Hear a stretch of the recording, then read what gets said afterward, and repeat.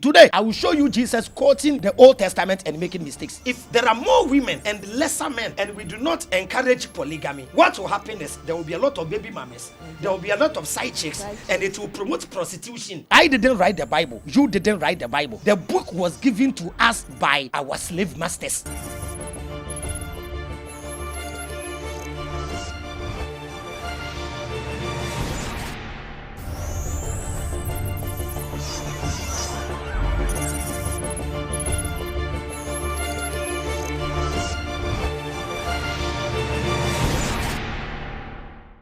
Right, we give thanks to the Almighty for giving us strength and favoring us all the time for us to be here again. And I must say, I get so super elated to be here with you guys once more. This is Behind the Lens with me, Queen Liz, and this is a one-on-one episode with my man, Avraham Ben Moshe.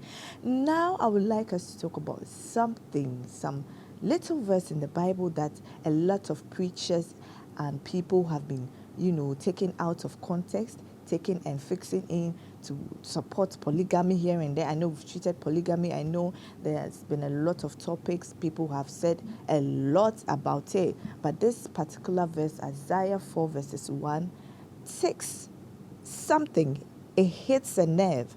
And today, we are coming to digress it. This one day, please put feelings and emotions away. Yeah, anyhow.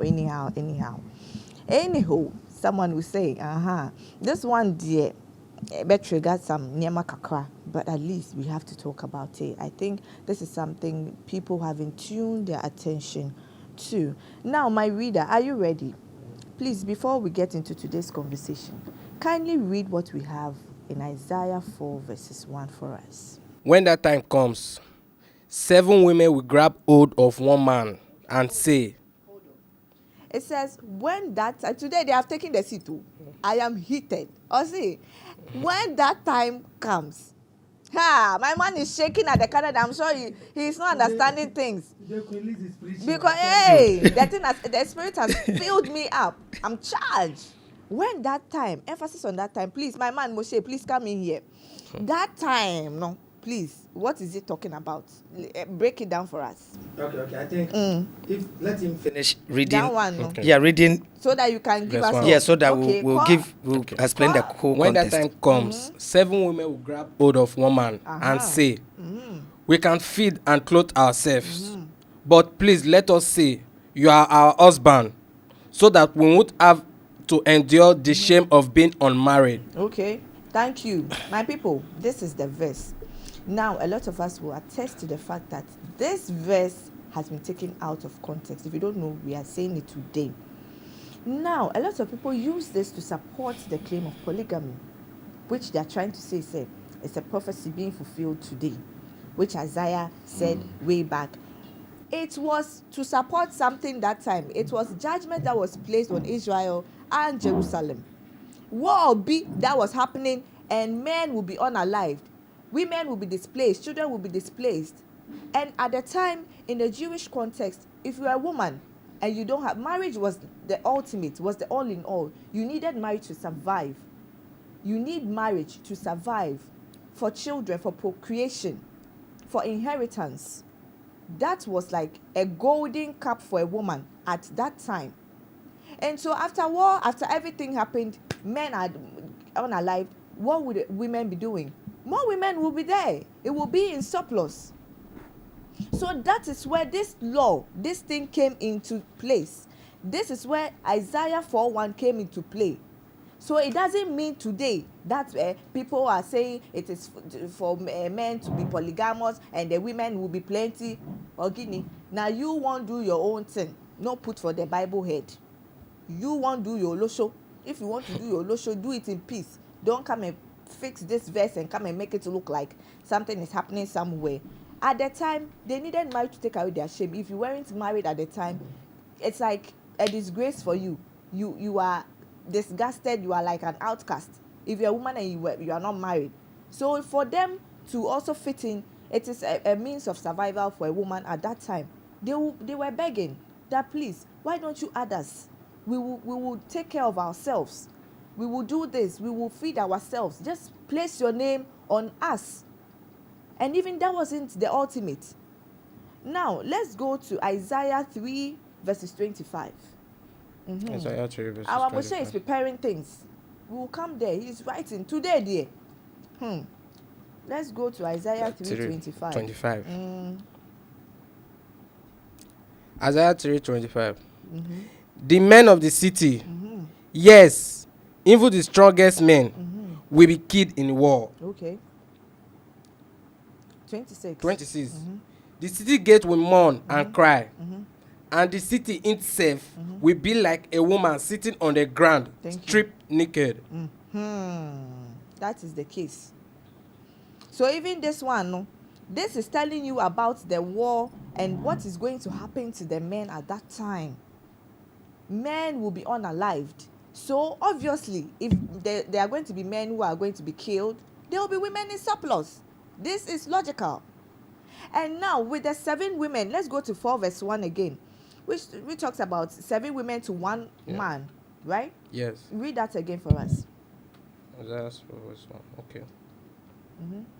4 verse 1.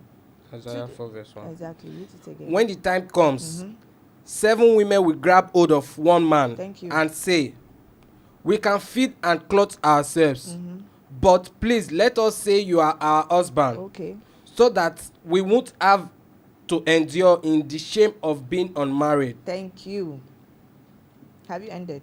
Yeah. Now, 7 women for 1 man. Now, let's look at the context of the number 7. Per what I know to my knowledge, 7 in coded words or in coded way in the Bible means completion. Not necessarily like how we are looking at it, literally 7, 7. 7 stands for completion. 7 stands for wholeness. So if you are looking at that context alone, it's not giving us in 7-to-1 ratio as is being said here. So let me just quickly go to my man, Avraham ben Moshe. Today, this is just a tip of the iceberg. We've not really entered today's conversation, so that he will give us a little touch on this, and then we enter today's conversation. I welcome you, Mr. Moshe ben Moshe. Yeah, you can see things are going on the board there. He's ready for this. This one there, just something small, touch up, Keke. So please, the floor is for you. Okay, Queen. I would like to say a very big thank you to our lovely subscribers and then viewers. Yeah, we want all of you. We know you like what we are doing here, so kindly subscribe and then tell your loved ones to also follow Lizmedia for biblical education. The questions that you are at home cannot ask. Yes, we are bold to ask those questions here for you to get a proper understanding. All that we are doing is for educational purposes. Yes, after, if you want to become a Christian, I know with this podcast, you will learn more and become a good Christian. I know most Muslims have gone back to the Quran to do more research, and there are things that we will discuss here. Even though I'm not a Christian, even though I'm not a Muslim, there are things that I'm teaching, and Christians know I am the one even going deep for them to get a proper understanding. And I'm very happy for the way Liz started. I think Liz have spent over 6 months on this verse, Really? trying to decode it because people are disturbing her with this verse. And I think your research is excellent. Oh, thank Everybody knows me in Ghana, and those that have followed me, that I'm somebody that I talks about polygamy, and I say polygamy is not a sin. I am in favor of monogamy now. Yes, but polygamy is permissible in some situations.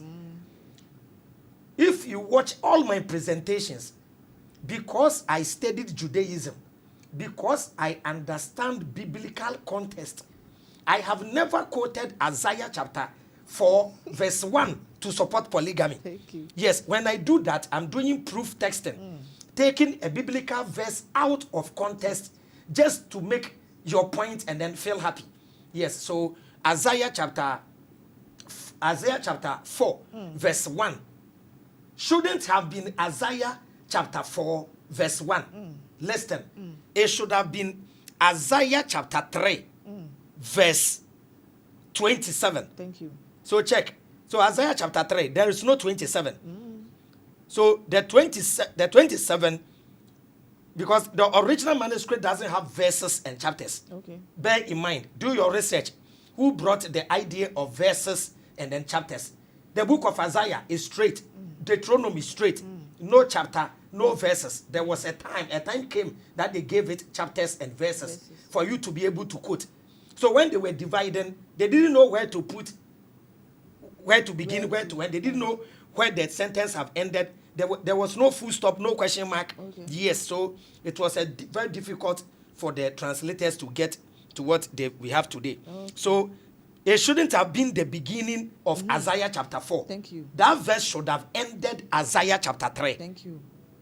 Now, with that, you are reading a verse, and the verse says, when that time comes, automatically there has been a conversation before that verse 1. So when what time comes, so with that understanding, that's why when I treated Isaiah chapter 7 verse 14, I told Christians, you just don't quote Isaiah 7:14 and tell me it's Jesus. So you remember, we started from Isaiah chapter 7 verse 1. So when I wanted to explain Isaiah chapter 7 verse 14, I didn't start from Isaiah chapter 7 verse 14. I started from Isaiah chapter 7 verse 1.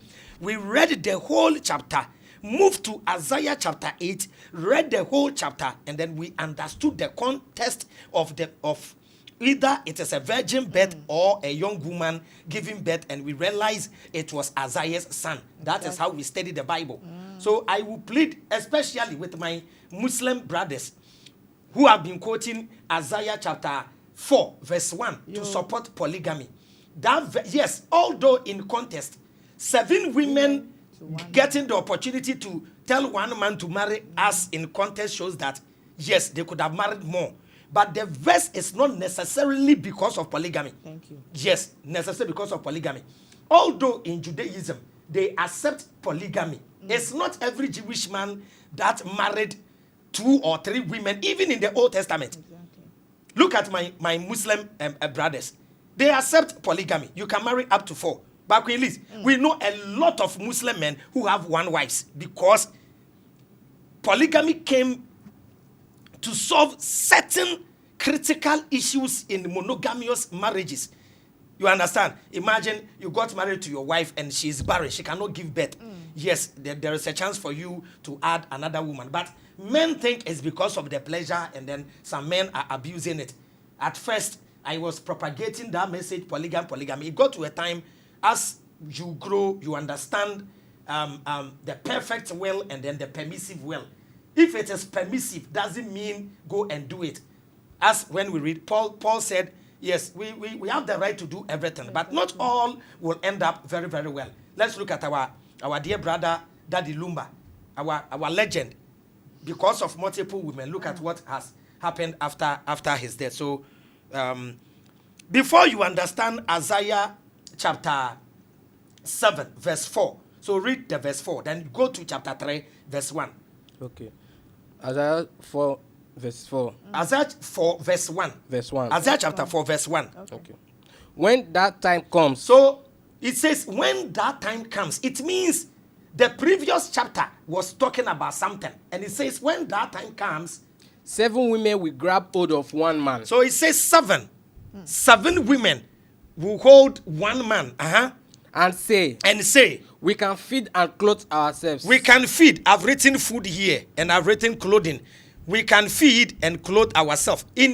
When you bring this verse into Christianity, there is I think they call it a prophetic, yes, a prophetic code in this verse.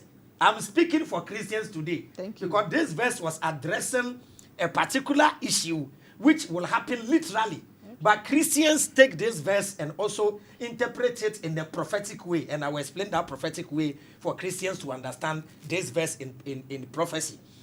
Although it is not a prophecy, yes, it's not a prophecy, but you get to understand that point. So continue. But please. Oh, yes, in context, it's a prophecy. Because it says, when that time comes, yes, it was saying something that will happen in the future. Yes, so it has a code. And it was fulfilled during the time of Isaiah, when Israel went into Babylon, faced tribulation and trials. So continue. But please let us say you are our husband. So the women will hold one man, 7 women will hold one man, tell the man, we will buy our food, we will buy our clothing, just let us be called by your name, that we have husband. So that we won't have to endure in the shame of being unmarried. Yes, I think all this Queen have explained. In the Jewish context, marriage was very, very, very important. As we know in African society, when a young woman is growing up, you were brought up, you were trained to fit into marriage because of sometimes because of kinship, sometimes because of childbearing, continuing a lineage and stuff. So there was a whole lot. So let's go to Isaiah chapter 3. Start from verse 1. Isaiah chapter 3, verse 1 to 5. And then you jump to what Queen Liz gave us to verse 25. And then we conclude. So start Isaiah from 3:1. Isaiah chapter 3. Read the topic. Chaos in Jerusalem. Chaos in Jerusalem. In Jerusalem. When you start from Isaiah chapter 1, Isaiah chapter 2, Isaiah chapter 3, the people of Judah, because Isaiah was a prophet for the people of Israel, Judah, and they were doing a lot of abominable things, and he was warning them of the impending danger that God will bring upon the people of Israel. So look at what he said. Let's go. Now the Lord, the Almighty Lord, yes, is about to take away from Jerusalem and Judah everything and everyone that the people depend on. Yes, so he is going to take away their food and their water. So their food and water will be taken away. And during war, who are those who go to the war? It is the men. Something will happen. So continue. Verse 2. Their heroes and their soldiers. Mention it one. Their heroes the heroes are the men. Okay. So number 1, their heroes, which are masculine. Okay. The men. Continue. And their soldiers, which are also men. The soldiers. Their judge. The judges who are men. And their prophets. The prophets who are men. Their fortune tellers. Most of the time, the fortune tellers were men. And their statesmen. Their military and civilian leaders. And the civilian leaders. This contest is talking about all men. Okay. So continue. Their politicians. And everyone who uses magic to control events. Continue. The Lord will let the people be governed by immature boys. Why is it that he says the Lord will make the people of Judah and Jerusalem be governed by immature boys? The matured men are all killed in battle. Exactly. So it was left to small boys. So at that time, getting a man would be very scarce after that war. That is why Isaiah chapter 4, verse 1 came. Now continue. Everyone will take advantage of everyone else. Yes.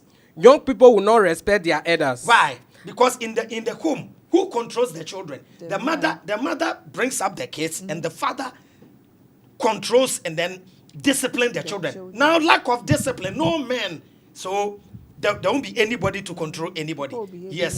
Behave anywhere because there are no men. Now continue. And worthless people will not respect their superiors. No respect because no military, no governors, no leaders. All the men will be killed in war. Continue. A time will come when the members of clan will choose one of their numbers. So it says a time will come because all the men have been killed. They will choose one, and most of the time it was a man who becomes the leader of the clan. Okay. They will point to one man to become the leader of the clan. And say to him, you at least have something. You at least have something to wear. But our leader in this time of trouble. Yes. So, and which verse did you read now? Verses. It says, at that a time will come. A time will come when the members of a clan will choose one of their members and say to him, you at least have something to wear. So be our leader in this time of trouble. Why? They will be begging young boys and men to be their leaders because there are shortage of men. Now jump to the one Queen Liz quoted, which is verse 25. Yes, so at your leisure time, read from verse 1 to the end. You will see it, the context. Continue. Verse 25. The men of the city, yes, even the strongest men will be killed in war. Yes, so all the men were killed in war. Continue. The city gates will mourn. Now the city gates will mourn. And cry. And the city itself will be like a woman. The city itself, now, the whole city will be like a woman. There are no men. Now continue. Sitting on the ground, stripped naked. Now, then that's why I say it is continuation. So 4 verse 1. 4 verse So 1. now, all the men are killed in war. So scarcity of men. Now, that time will come in the future. Because this was a prophecy. So that time will come in the future, which happened in the time of Isaiah. Yes. My fellow Christians, and with all due respect to my Muslim brothers, it is not addressing this day today. Thank you. No, it was a prophecy that was fulfilled in the time of Isaiah. So continue. When that time comes, When that time comes, 7 women will grab hold of one man. now we don't have scarcity of men. Queen Liz, you understand? Exactly. Polygamy should be encouraged when there are more women than men. Exactly. When the ratio, because if there are more women and lesser men, and we do not encourage polygamy, what will happen is there will be a lot of baby mamas, there will be a lot of side chicks, and it will promote prostitution. And you know, it will also promote women and women having affair because they don't have men. Yes, that's what we are seeing. That's now. what we are seeing today. Now Because that is what is on the high. yes, because of the context of monogamy. Yes, promoting monogamy and not giving polygamy a small chance. Queen Liz, you understand? Yeah. Let's promote monogamy, but let's create an avenue if this situation happens. Yes, this situation happens, and polygamy is not for every man. Exactly. If you don't have the strength, it will destroy you. The wisest man in the Bible was King Solomon. Because of polygamy, look at his end. Although there are problems in monogamous marriage and stuff, but sometimes when you are no more, it brings peace of mind because the children have one mother, they will be united, and then you don't have any problem. Exactly. Yes, that's one thing I would say. So in context, this verse is not necessarily a verse for polygamy, although polygamy is not a sin. This verse came because in Isaiah chapter 3, a war was coming. All the men will be killed. It will be left with the boys. So scarcity of men. That's why I say when that time comes, the only thing you will see that women will be begging one man to marry them. 7 women will be begging. So there's the context. Now, Queen Liz, when we bring it to the New Testament, the New Testament, a woman represents church. Man represent in prophecy, represent Christ. Food represent doctrine. And then clothing represent righteousness. In context, what this verse means in Christianity, I have explained the Jewish context. I'm now coming to the Christian context.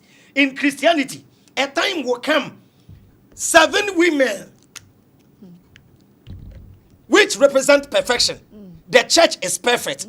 But more churches will tell this one man, because all the churches claim they follow Christ. So every church claims they believe in Christ.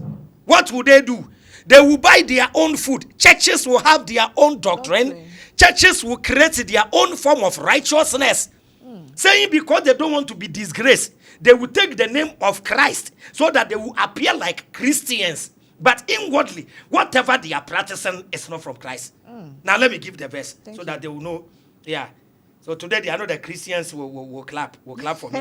Yeah. Ephesians chapter 5 verse 2, which shows that yes, Christ is a husband to the church. Yes. Exactly. Yeah. Ephesians 5 verse 25. And then we go to 2 Corinthians chapter 11 verse 2. Let's go. Ephesians 5 verse 25. Now let's go. Husbands, love your wife just as Christ loved the church. You see? Husbands. So husbands, love your men. Love your women just as Christ loved the church. So in context, Christ is the man and the church is the woman. So the prophecy of the 10 virgins, the parable of the 10 virgins, that 5 were foolish, 5 were wise. They were going to meet the bridegroom. When you decode who is the bridegroom, Christ is the bridegroom. All churches claim they follow Christ. Yes, but on judgment day or on the last day, churches who don't have righteousness, who don't depend more on Christ, who are not filled with the Holy Spirit, which represent the lack of oil, will not make it to heaven. That is the context. Now, let's go to 2 Corinthians chapter 11, verse 2. Hey, Queenliz, you've taken me back to Pastor Ali. Dear. Yes, you've taken me back to when I was a pastor. Kudos. Yeah. Today, Thanks for hitting me today. This is what I him. want. Unexpected bullet. To show that if I know, I don't know. Yes. Queenliz is bad, though. Oh, no. Queenliz is I'm very a bad. person. She didn't tell me, Avraham, I'll give you straight bullet. Unexpected. Hey. I like that. I like the way you challenge some of us to learn. Yes. 2 Corinthians 11 verse 2. Let's go. I'm jealous for you. So Christ told the church in Corinth that I, Paul, I am jealous for you. Just as God is. Just as God is. You are like a pure virgin. Now the church is like a pure virgin. Who I have promised in marriage. That means Paul has promised the church in Corinth in marriage. To one man only. To one man only. Christ himself. Which shows that Christ is the man and then the woman is the church. Yes, so this is also a prophecy or a prophetic message for the Christian church that a time will come. There will be a lot of churches. All of them will bear the name of Christ.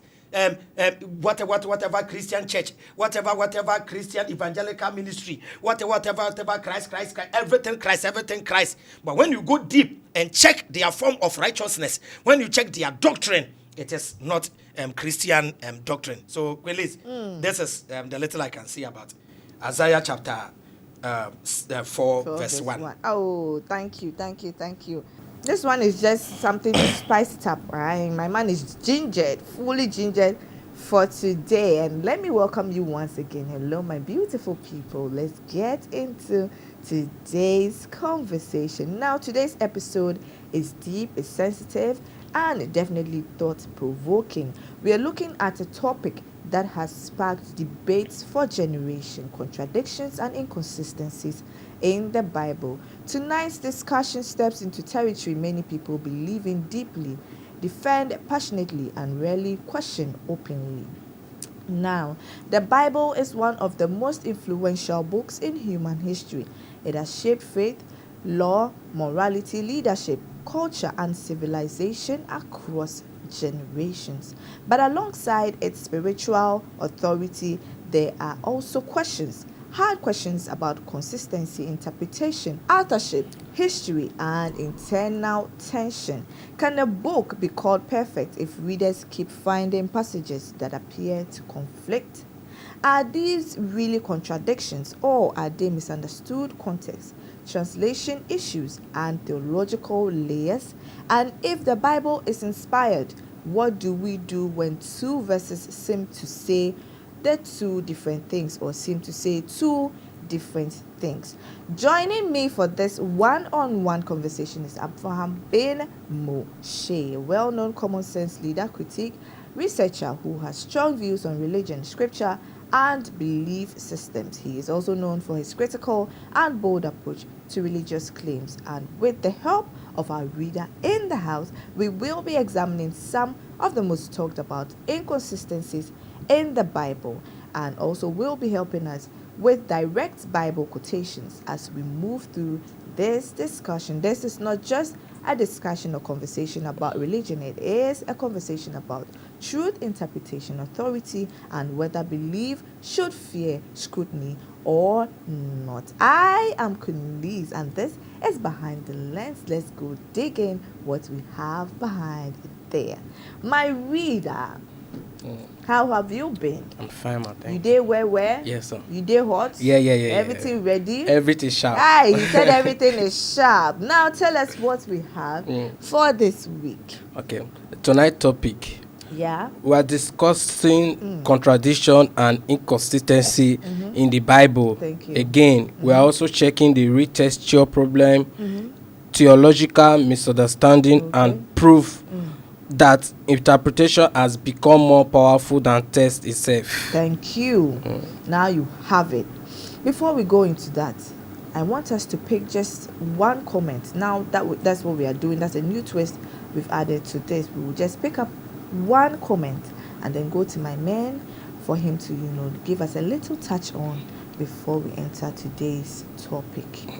Now, this is a comment I took from some of the videos that we've had previously, and it's in sync with what we are doing today.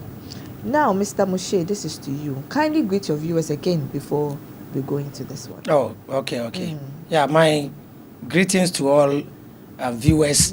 Especially all over the world and my Common Sense family people. Yeah, I really appreciate the love you've shown us, and then our new followers on Lizmedia too. I welcome all of you. Yeah. Okay, he said it all.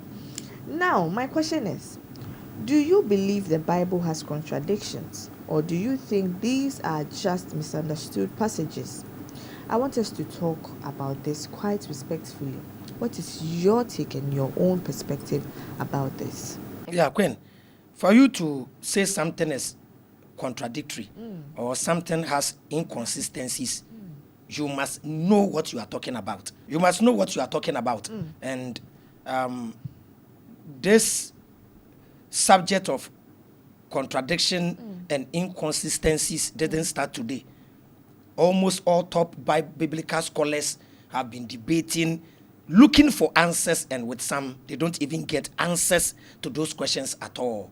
Yeah, so as I will prove today, they will realize there are a lot of contradictions and inconsistencies in the Bible, and that doesn't guarantee it as the word of God or an inspired word of God. If anyone had watched my debate with God's general on the resurrection, and if someone had watched God's general's presentation when he came alone to talk about the resurrection story, all that he made clear was the Bible is not inspired. It were people's report that they gathered. You get what he said? He said it was people's report. Even used a movie scene as an example, which shows that the Bible was not inspired by God as we've been told from childhood. Thank you. From childhood, we thought the Bible was a divine book. Some people even thought the book fell from heaven. Later, they told us it was written by the people who bear the name. But as we are growing, we know that most of the books were not written by the people that bear the name. The name it bears. Matthew wasn't written by Matthew. Mark wasn't written by Mark. Luke, problem. John, problem. Yes, when you go to this scholar, check the scholars. This scholar will say it was written by this. This scholar will say it was attributed. This scholar says, to me, I'm not here to prove whether it is from God or whoever wrote it. My stand is this book was invented by man. No God has instructed anybody to write any book. That is my stand. And today I will prove it for all Christians to know. And nobody, no Christian scholar or pastor can answer one contradiction I will bring today. One, you can't. Unless you come and sing stories and then Queen, you see, when I was watching my brother God's general his presentation, I loved when he said before he was coming to answer my resurrection topic, he asked God. Hey. And God, yes, you didn't. Yeah. He asked God, I want to understand. Exactly. And God gave him. God showed him. Yes, I remember. You, a pastor, that you studied the Bible. Now you are coming to answer me, my allegations. You didn't check the book. Oh. You went back to God. Yes. To ask God, and God gave you revelation. Now, do you know what he said? He said God told him some of the Gospels, if you want to understand, you have to start from John. Thank you. There are some. You have to start from Luke. Thank you. Now, Queen Liz, I sent you some article. Okay. Read and let's see. Yes, my leader. See when those books were written. Look at when Matthew was written, when Luke was written, and when John was written. For you to tell me, before you understand the story, you have to go and read John. Look at when the book of John was written. Now, let's go. According to the Encyclopedia Britannica. Okay. According to the Encyclopedia Britannica, the 4 canonical Gospels were written in the second half of the 1st century CE. Meaning the Gospels were not written during the lifetime of Christ. Yeah. As a Christian, listen, even if Jesus existed, the Gospels were not written when he was alive. Now continue. Roughly between 60 and 100 CE. Okay, so according to historians, they say if Christ existed, he died AD 30, AD 31. AD 30, AD 31. And the Gospels were written 60 to 70 CE. CE is common era, which they call AD now. Now continue. Mark is considered the earliest. C 60 to 70 CE. Queen Liz, the first gospel was Mark. The first one to be written. So they wrote Mark first. Now continue. Followed by Matthew and Luke. Now followed after Mark, they wrote Matthew and Luke. Often dated 70 to 80 CE. Or slightly later. Okay. And John as the latest. C 90 to 100 CE. So the Gospel of John was written 90 to 100 AD. Luke, which was the first one, was written between 60 to 70 AD. Now you are telling me, so somebody living when the Gospel of Mark was the only gospel was having, should wait till John write his 90 to 100 AD before you read and understand the gospel. Queen Liz. Because I asked him that, so are you saying if you are not Holy Spirit filled or inspired, you can't understand the Bible? That means a lay person or a non-believer or an unbeliever cannot read the Bible. Yeah, meaning the Bible is not a book that should be for sale. Yes, that go and buy and read. Yes. The natural say divine. It's per revelation. So you need like, a supernatural. But he was the same person who said it was like a story that happened. They were narrated. They called the women. He made the analogy. Exactly. They called all the women. Exactly. What did you see? What did you see? And then they were writing. So it is not inspired. It is people's story. No, just as according to God's general. Yes, that's what he said. Yes, but let's look at Luke chapter 1 verse 1. Let's look at what Luke said in Luke 1:1. Okay. Luke 1:1. It is not inspired. So now the verse that says all scripture is given by inspiration of God has been cancelled by God's general, because he said no, it is people's stories that there were people supervising. He said it. There were people supervising the people's story and they know what to write. So when it is under the supervision of people, it is not the Holy Spirit. No. And I will prove it today. Now let's read. Luke. Dear Theophilus. So he was writing to Theophilus and said, Dear Theophilus, many people have done their best to write a report of the things that have taken place among us. It is not the Holy Spirit has given us the inspiration to write. He said many people have done their best to write a report of the things that has happened. So it was a story that everybody was writing his side of the story, what he heard. Now continue. They wrote what we have been told by those who saw these things from the beginning and who proclaimed the message. Yes, he said we write what we have been told by those who saw it, not the Holy Spirit. Yes, so all the gospels are hearsay. It's like the hadith. It's like the hadith.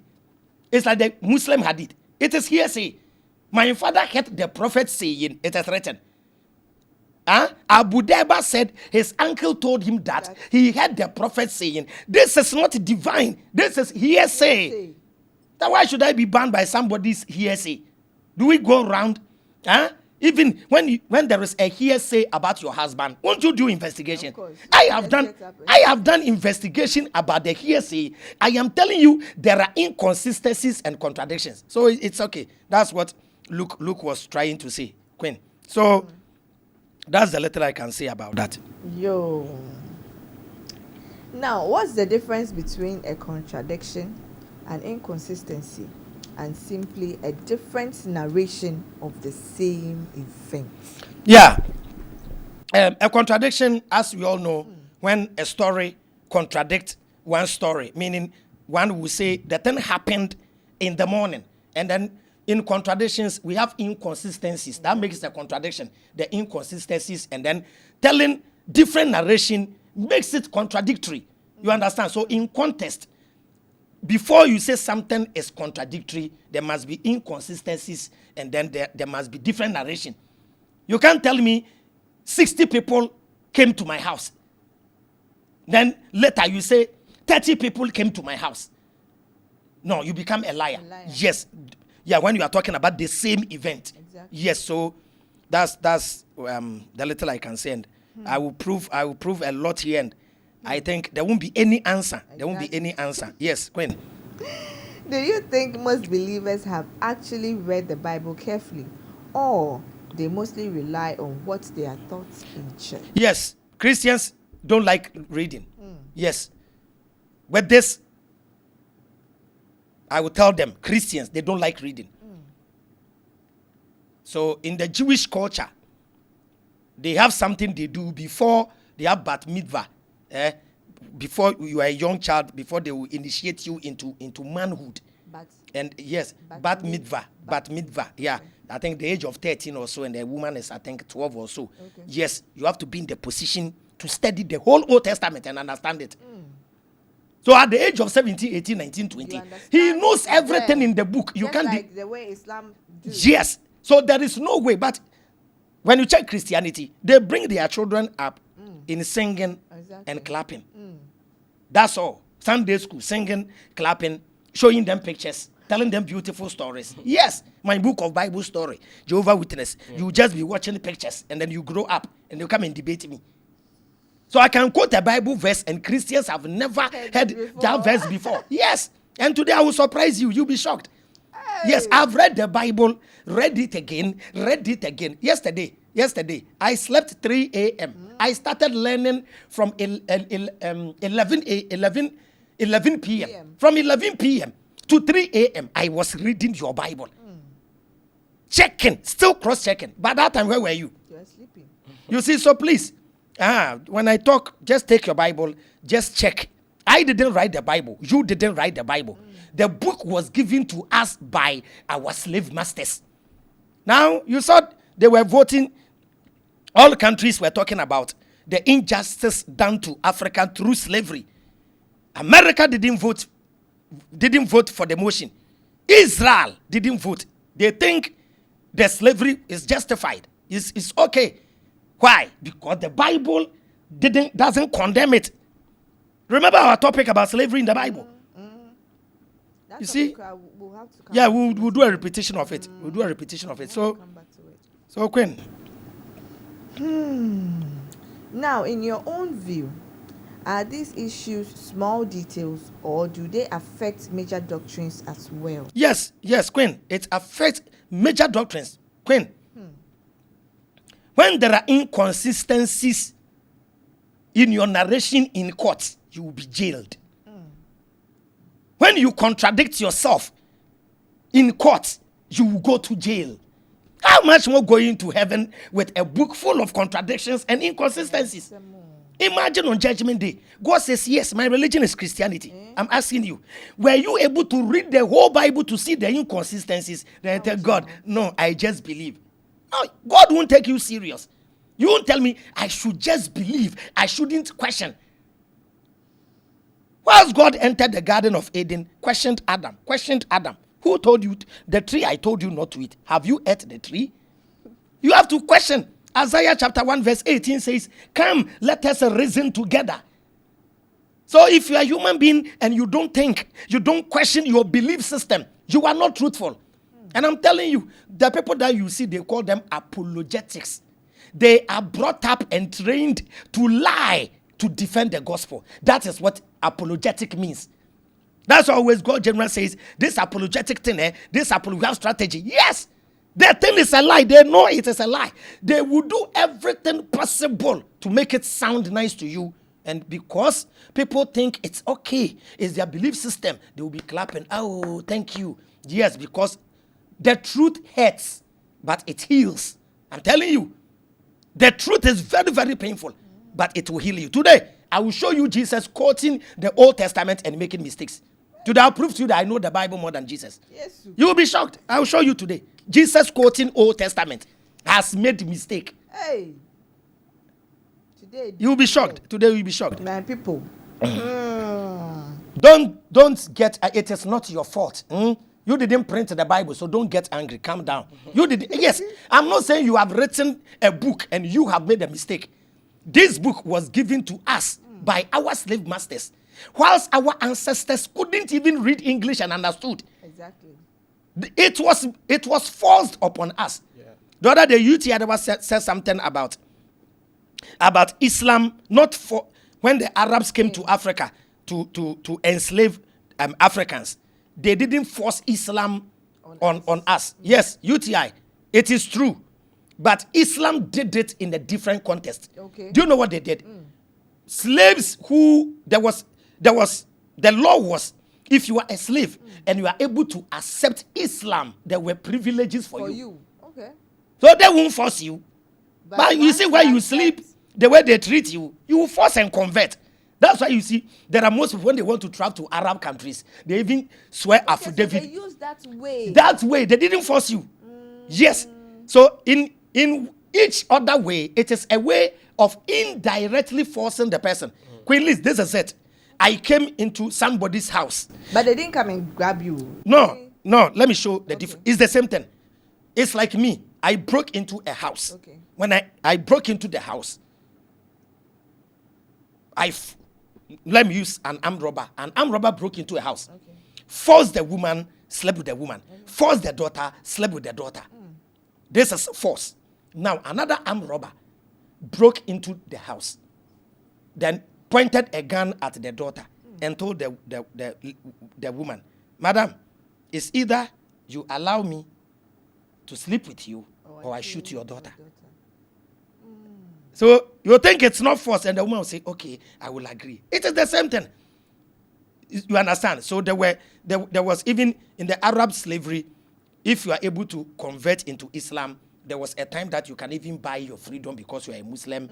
Yes, the way they treat you nicely. Yes, and even most people, when they want to travel to these Arab countries currently, they swear affidavit, change their names to Muslim names. When they go to the Arab country, they pretend as if they are Muslims. At the comment section, a lot of people in Saudi Arabia and Kuwait and stars will bear with me. Some have Mustafa, some have Maimuna, just because they want to fit into the system for them to get better treatment, not to be treated as if they are Christians and staying with them. You understand? So UTI, that one was right, but the Arabs did it. Yeah, did it in that context. Now they won't force you to become Muslims, but there are privileges for slaves who become Muslims. Yes, and that was it. But as for Christianity, it was brutal. Brutal. It was brutal. Now, let's look at what time and how long it took you to discover there were some contradictions and inconsistencies in the Bible. Okay, Queen Liz, I think many people don't know my story, and one day, as time goes on, I will narrate my whole story, how I became an evangelist, how I started learning with the Jewish people, and how far I've come as the leader of Common Sense Family. Queen Liz, I started learning the Bible at a very young age. Yes. At that time, I was attending school at Committee 5, number 3 primary school. And then, you know, when school is reopened and you are moving to the next class, you have to go early, pick your desk. You remember? Exactly. Then whether you want to sit in front, whether you want to go. Yes, so I was staying close to the school. So I went very early. I went to the headmistress's house to take the key to open the next class. We were moving to, I think, class 5 or class 6. I've forgotten, class 5 or class 6. So I went for the key. So the moment I opened the door, I saw a Bible lying down. Not knowing, during the vacation, Deeper Life, I remember the church, Deeper Life Church came for crusade at our school, you know, camp meeting at our school. Then somebody left the Bible. So that was the first Bible I got, yes, at that age. Then I took the Bible home. I was in a Muslim home, so I was afraid my stepfather and my mother would see the Bible. So I hid the Bible under my pillow and was reading through. I wasn't good in class. I didn't like going to school because I like playing football. I was a footballer, yes, when I was young. But it was the Bible that helped me to know how to read more, because I was forced to read the Bible because I grew up in a Christian community. So I fell in love with Christianity. So as I started reading, I couldn't get chance to go to church on Sundays because I was in a Muslim home. But I was going to women fellowship every Wednesday. Wow. Safu Memorial Temple, Tema Committee 5. How will a man be going? Yes, so Church of Pentecost. So every Wednesday evening, The women will be there, they will see some small boy sitting the behind them listening to the preaching. So I was going Wednesday. So one day, one woman asked me, why do you come every Wednesday? And I told them, I'm a Muslim, but I like the church. Then she told me the time that the youth comes for youth meeting. And I started going. Then I started hiding, going to Pentecost gradually. So I started reading the Bible at a very younger age. When I grew up, I went to another church called Historic Adventist Church. And that church really helped me. I was even staying at the mission house. So when I was staying at the mission house, I was in the room where they keep all the Bibles and all the books. That church was like SDA. So they were having a lot of Christian books, like The Great Controversy, National Sunday Law, Patriarchs and Prophets, Testimonies, The Desire of Ages, a lot of books. So I was reading all these books and still checking the Bible. And I started seeing inconsistent. I will check this, they say this. I will check this, it says this. I say, Then when I want to challenge my thinking, then my faith will not be preventing me. Like, don't doubt God. It's God's word. Exactly. At that age, I was questioning. So God created Adam and Eve. They gave birth to Cain and Abel. Understood. Cain killed Abel. So now, it is left with 3 people on earth. Genesis chapter 4, verse 15 going says, God sacked Cain. Cain went to a town called Nod and married his wife. Who created the people of Nod? When I asked, they tell me, hey, who are you to question God? I say, okay. Now, I came, God says he's a God of just. During the time of Noah, God said he want to destroy the whole world, save Noah and his family. This God unalived children, unalived babies, unalived in And I say, what is this? Then they said, no, everybody was a sinner. They asked their children, were they sinners? Then they said, no, God judged the parents and then judged the children too. Then I quoted the Bible verse that says children are not to be put to death for sins committed by their parents. They said, no, when God is doing his thing, allow God to do his thing. Now I say, hey, if I should leave God to do his thing, why won't thou God to leave me to do my thing? Because I have a free will. So I was learning until I went to another church called New Jerusalem, Mount Zion Assemblies of Yahweh. That is when I turned into something else. Hey. Yes, that was when I met this man called John Ej, Pastor John Ej, whom we call Abiata the 13th. Abiata, my regards to you. An amazing father. Yes, that was when I started learning. That pastor trained us to question everything and told the church members, even there are things that the church is doing right now.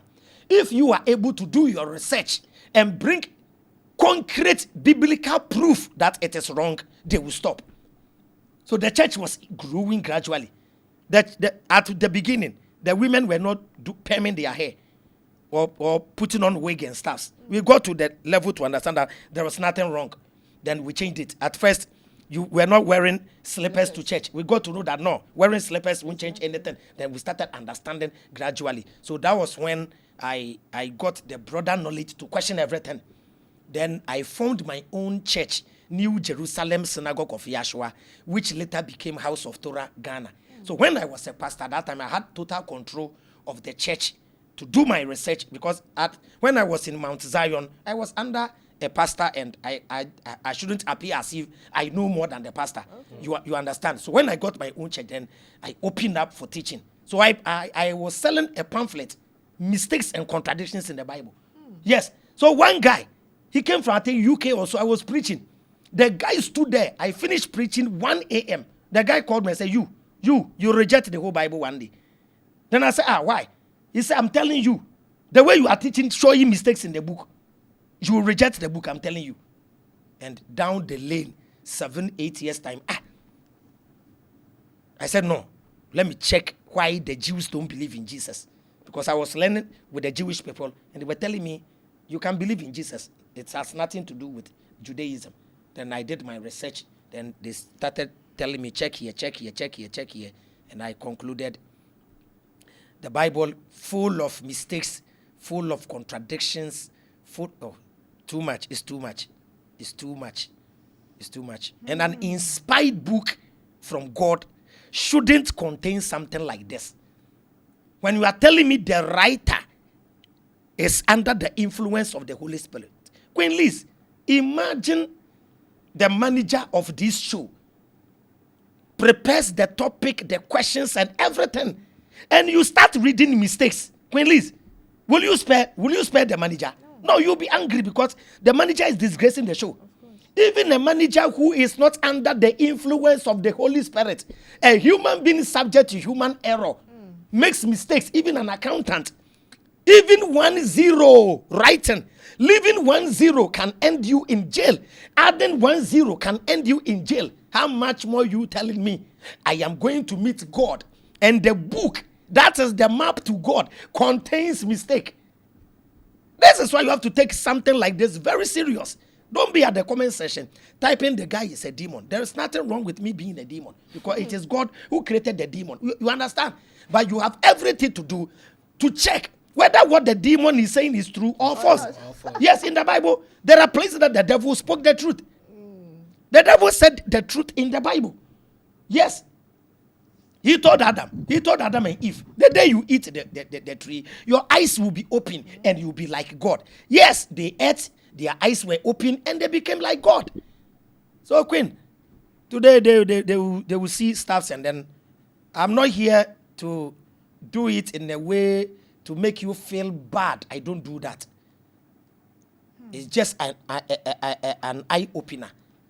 It's just a wake-up call that the book that we were given by our slave masters, we didn't get the opportunity to cross-check. Today we will cross-check. I'm telling you again. I will show you verses whereby Jesus quoted incidents in the Old Testament and made mistakes. No Jesus existed. No Jesus was quoting anything. It is the writer who never understood the Old Testament and made those mistakes. You see deliberate changing of words from the Old Testament. You will see today. So, Queen.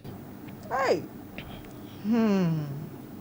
Should one reject the divinity of the Bible if there are contradictions and inconsistencies? Straight. God is not subject to human error. Any book, the only way to see a book is not from God is to see one contradiction or human error. You reject it. So it is in the Quran. The Quran says, had it been from other than Allah, they would have found therein many contradictions. So the Quran says, if it is from man, you see contradiction. Exactly. So the Quran has given the challenge that when you prove one contradiction, reject it. Just as the Bible. Once you tell me this book was written by God, both Old and Old Testament, and we see mistakes in it, then it is not from God. Unless you prove to me that it is translation mistake. Unless you're able to show, Avraham, yes, you've quoted it. It is in the Bible. I don't know why when I quote a version, then you Christian will tell me Avraham is lying. Am I the one who printed the version? No. Do you know because of him, a lot of pastors are talking against certain versions of the Bible? Yes. They say, oh, it is the version he's using. I am not a translator. So you have to tell, yes. I've heard that they'll say because of that particular translation. Yes, and then I'm challenging you. Whatever I'm saying, check every version. Yes, it is the burden is not upon me to go and do that. Someone say you like using good news. Yes, I like using good news because it is. And I think I've told manager we'll get all the versions. Yes, we'll get. So that now you will not have yes, we'll have NIV, we'll have RSV, so if you say we'll you get. like good news, we'll go to you'll get to Revised Standard. The other day, I was having a debate with a pastor on Facebook. Now, I quoted the good news. Say no, he doesn't like good news.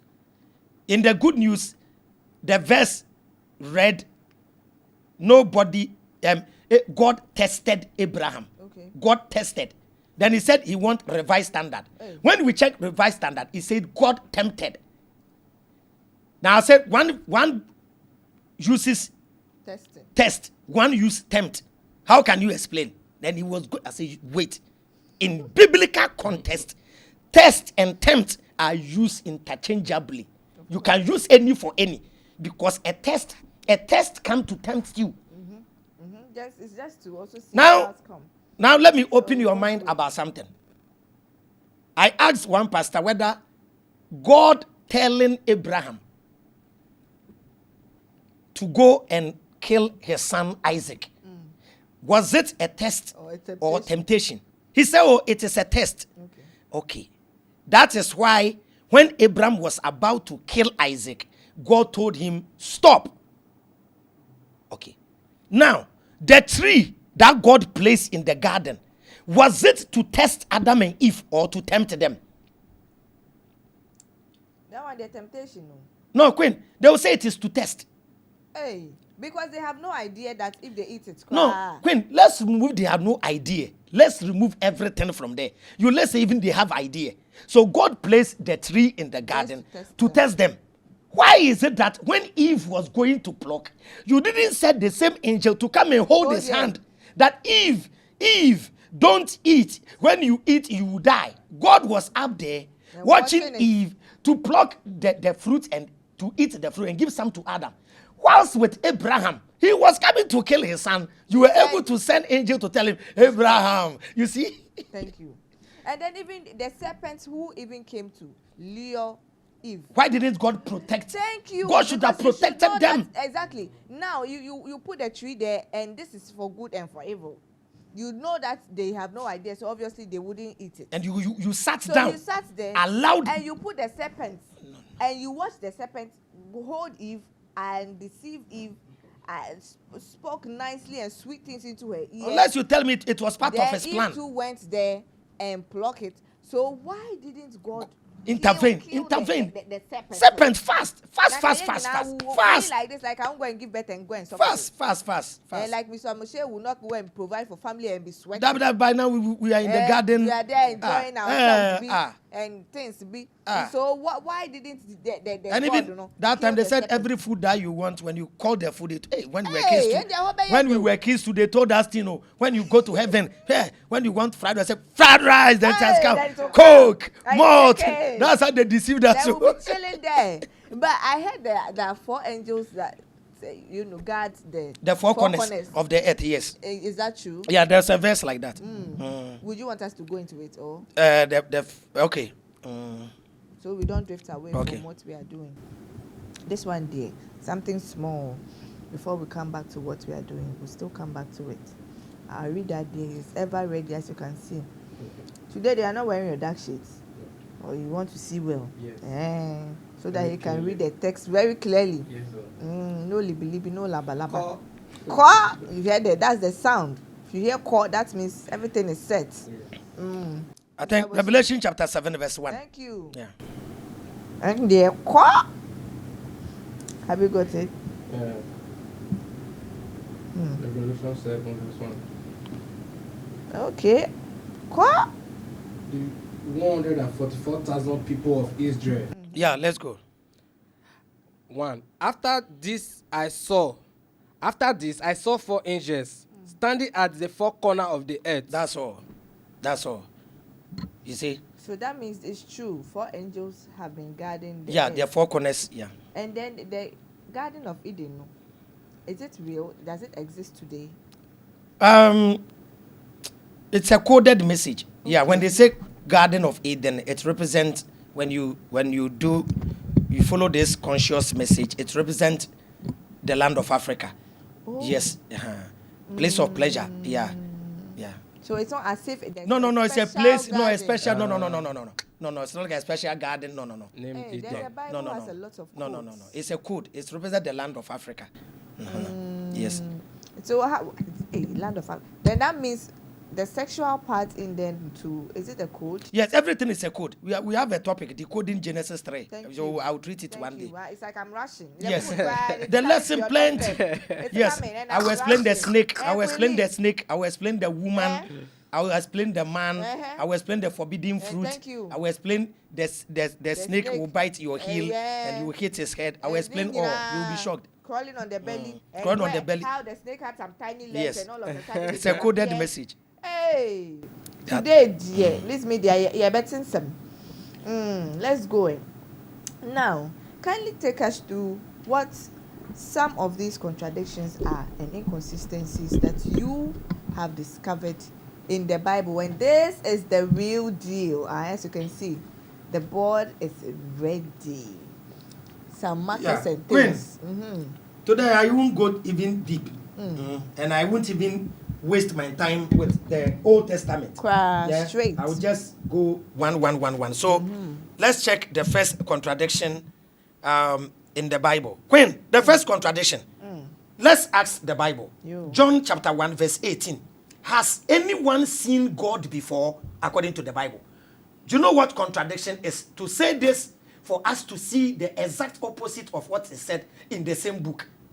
God is not a human being who should lie. If God is revealing his message to his prophet and to the disciples of Jesus, God knows what is in the Old Testament and it shouldn't contradict. Has anyone seen God before? John chapter 1 verse 18. Yes or no? Let's go. Okay. John chapter 1 verse 18. No one has ever seen God. Queen, this is a definite article. Thank you. No one has ever. I want you to listen to the English before we proceed. Now start again. Verse 18. No one has ever seen God. No one has ever seen God. The only Son. The only Son. Who is the same as God. Who is the same as God. And is at the Father's side. And is at the Father's side. He has made him known. He has made him known. Queen Liz, according to this verse, has anyone seen God before? No. John says no. Now, Exodus chapter 24 verse 9. Has anyone seen God before? The New Testament says no.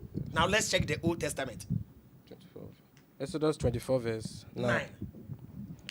Moses, Aaron. Now, Queen Liz, Hey. let's check the number of people that are going to see something. Now, let's start. Let's go. Verse 9. Moses. Now, Queen Liz. Moses. Aaron. Aaron. Nadab. Abihu. And 70 of the leaders of Israel went up the mountain. Moses, Aaron, Nadab, Abihu, and 70 of the leaders of Israel went up the mountain.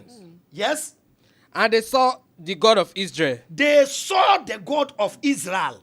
Beneath his feet was what looked like a sapphire. A sapphire, as blue as the sky. Okay.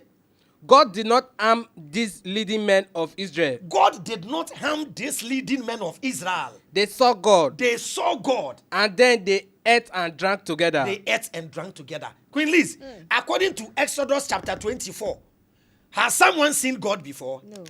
No. According to this verse. Yes. This verse there, yes. Yes. Now, John 1:18 says, no one has ever seen God. Yeah. We check from the Old Testament. Moses, Aaron, Nadab, Abihu, and 70 leaders saw God. Hey. Now, Exodus chapter 33, verse 18. Now, if someone has seen God before, We will see. we will see. Exodus 33, verse 18. Verse 18. Then Moses requested, Please, let me see the dazzling light of your presence. let me see the dazzling light of your presence. The Lord answered, The Lord answered. I will make all my splendor pass before you. Now, God told Moses, I will make all my splendor pass before you.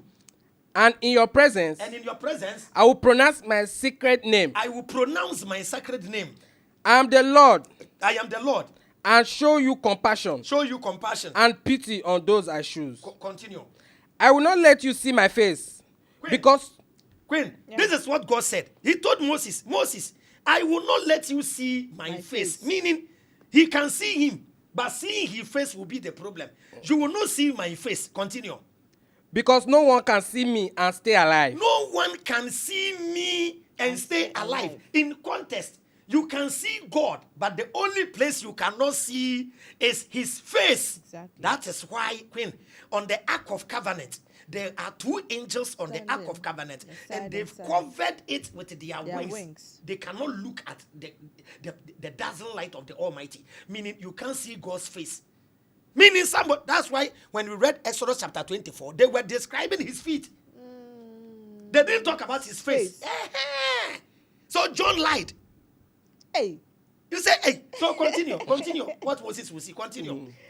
Hey, John. 21. 21. But here is a place beside me So here is a place beside him where you can stand on the rock. where Moses can stand on the rock. When the dazzling light of my presence pass by, I will put you in an opening. I will put you in an opening. Yes. In the rock. And cover you. With my hand. Until I pass by. Until I, God, I pass by. Now, yes. Then I will take my hand away. Then I, God, I will pass by. Then I will take my hand away. And you will see my back, but not my face. You will see my back, but not my face. So, Queen Liz, has somebody seen God before? Hey. Yes. John 1:18. Where's that? Hey, my Christian brothers and sisters, today we are all in the same soup. Today, yeah. This is number one. Let's John put our 1:18. emotions aside. Let's go again. Let's listen to this. No one has ever seen God. Ajay, You see, John 1:18 said, no one has ever seen God. So, my fellow Christians, just go back and then check. So, Queen, let's go to number 2. Yo. Hey, this one here. Queen, does God regret? Yo. Regret. Queen, we regret because we don't know the future. Exactly. The reason why we regret is any God who regrets ceases to be God. Queen, this is it. Queen, imagine you. We got a new cameraman here. The moment you saw him, then God revealed the future to you that this guy will come and steal all the cameras. We won't see him again. Will you employ the person? No, not at all. Why will you regret for employing him after stealing? Because you didn't know what he will do. You go to circle. You say you want to buy phone. If you knew the person talking to you was a thief, will you follow the person? No. Now, you follow the person. The person took your money and ran away with your phone. You were crying and regretted because you don't know the future. Before we begin relationship, if we knew the way we would be treated, we wouldn't have even gone in the first place. We don't know. So we human beings take risk. Queen Liz, there are some food that we've been buying in town. If we know the future, and we know the kind of water they use to cook the food there, me, I say buying food outside and eating is the greatest faith of all time. Of course. To have faith. Yeah. So, yeah. You don't even know where they food cook that the you are from. not there, they've cooked. You say, The kitchen cry where they cook it from. The water that is used to cook. I tell you. You have no idea. I tell you. They don't care because they're not eating. You are the one buying it. So God shouldn't regret because he knows what will happen. Yeah, right. So sometimes you know what people will do. Even when you know what people will do and you set them trap and you get them, you don't get angry. You because smile. You saw say, it coming. You say, I know. I knew you would do it. I knew you would come and steal. That's why I placed the camera there. I knew. You see?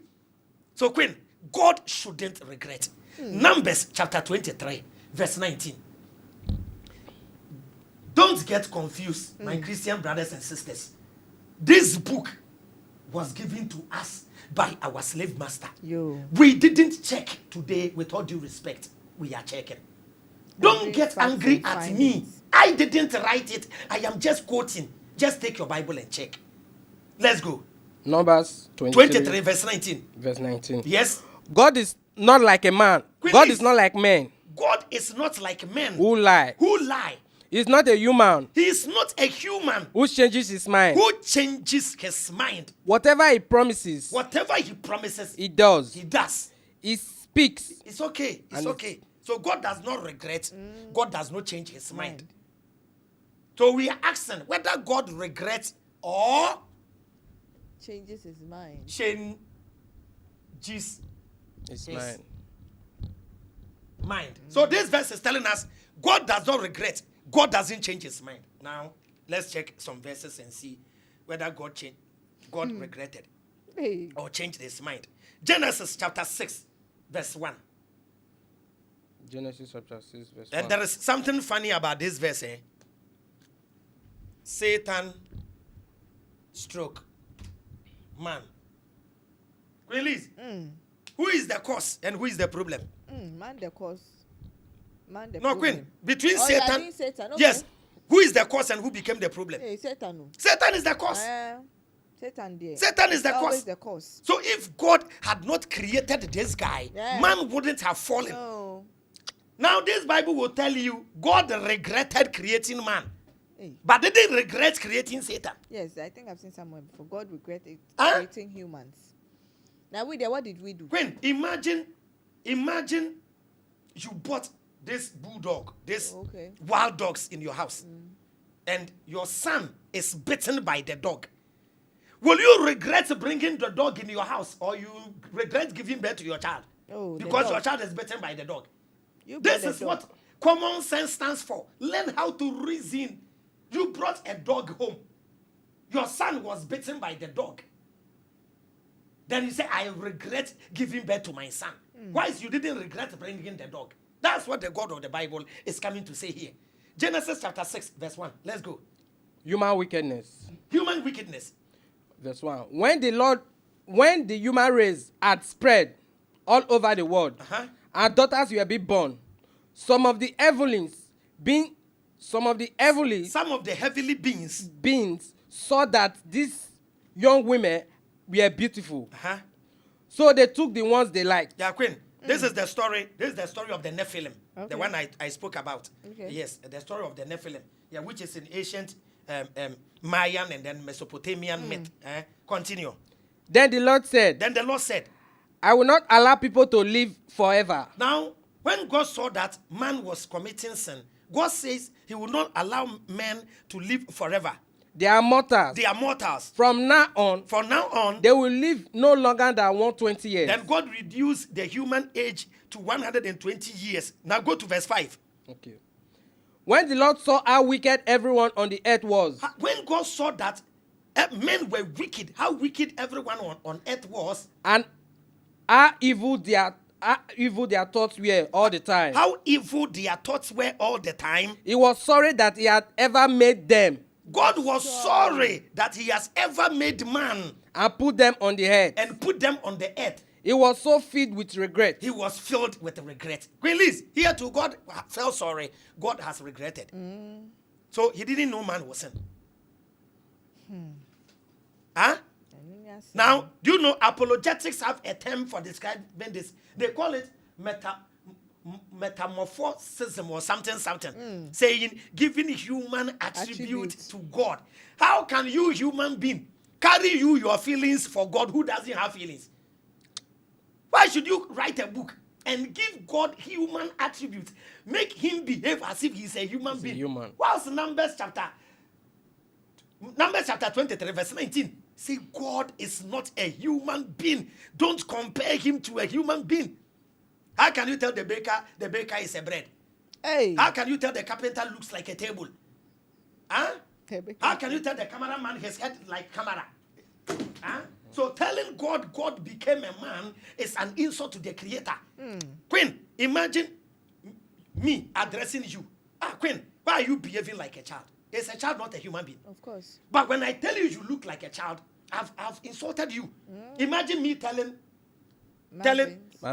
Marvis, why you be woman? Is woman not a human being? But when you tell a man you are a woman, it's an insult. So telling God is a man, Christians are compare the Almighty, the creator of all things, telling me that. If they know what their concept of God is, the creator of this vast universe, compress him into a small human being, fix him into a woman's womb to be born, be beaten, killed, die. Christians. My people. So, pure contradiction. Let's go to another verse. The same God regretting. 1 Samuel chapter 15, verse 11. 1 Samuel 15, verses 1 Samuel 15, verse 11. Then you jump to verse 35. 15, verse 11. I'm sorry that I made Saul king. See. Now come back small. Start from verse 9. Okay. Verse 9. But Paul and his men. But Saul and his men Saul and his men spared Agag, yes. Life. Agag, yes. When God told him to go and unalive the Amalekite, then he spared the life of the king called Agag. and not killed the best sheep and Then- cattle. God told him to unalive all the animals, but he didn't kill the healthy ones because he wanted to use them for sacrifice. And even the soldiers will go hungry and they can use it for food. Now continue. The best calves and lambs The best calves and lambs. and anything else that was good. Uh-huh. They destroyed only what was useless or worthless. Yeah, what was useless and worthless was destroyed. 10. The Lord said to Samuel, Now the Lord said to the prophet Samuel, I'm sorry that I have made Saul king. I am sorry that I made Saul king. He has turned away from me He has turned away from me and disobeyed my and commandment. disobeyed my commandment. Samuel was angry, Samuel was angry. and all night long All- he pleaded with the Lord. Then all night long he pleaded with the Lord. Have you read verse 11? Yes, Verse, that's yes. what- Now that's God what I felt did. sorry for making. Verse 35. Go to verse 35. How can God feel sorry? God regretted. Verse 35. Uh-huh. As long as Samuel lived, As long as Samuel lived, he never again saw the king, he never again saw the king. but he grieved over him. Uh-huh. Grieved over him. Grieved over him. The Lord was sorry The Lord was sorry. that he had made Saul king of He Israel. has made Saul king of Israel. God regretting making, meaning God never knew his actions before he made him king. And God must know the future because he's omnipresent. Exactly. So you don't regret. Queen, imagine a lady who knows the husband want to divorce him. Have seen papers that the husband want to divorce him. When you are aware, that's why knowing sometimes becomes punishment. When you know, that's why knowing too much, society rejects you. Like me. When you go deep, so sometimes it's good you don't even know. Imagine a lady. Maybe there's a lady watching. Her best friend goes out with the husband. But because you don't know, no pain. Exactly. Knowledge comes with pain. Imagine the day she discovers. She can even collapse and die. That will be the end of her beautiful marriage. So sometimes people don't want to know. That's why some women in relationship, they say, me, I would never touch my husband's phone. I'm enjoying my marriage. I live peacefully in this house. Whatever he does outside, it's not my concern. All that I want is he should be a good husband at home, take care of his children, and then make me happy. Yeah. But the moment you want to know, that's what the curiosity killed the cat. So there are some things you do, but so when you know, you don't regret. So imagine a woman who has accepted that my husband is a womanizer. The moment the friend called, hello, Grace. Hello, Grace. I've seen your husband at a hotel. Oh, I know him. Oh, he just left one hotel. Leave him. He will come home. Even if he doesn't come, he'll come in the morning. I've even prepared his favorite food. Leave him. Leave him. Don't worry. Don't worry. So when you know, no pain. So when God shouldn't regret. Say God felt sorry.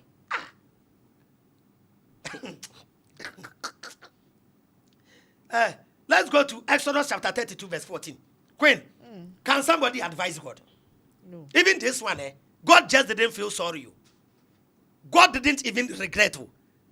Somebody advised him before he regretted. The God of the Bible got angry. Queen, it is like your friend who is angry, want to beat his child and kill the child.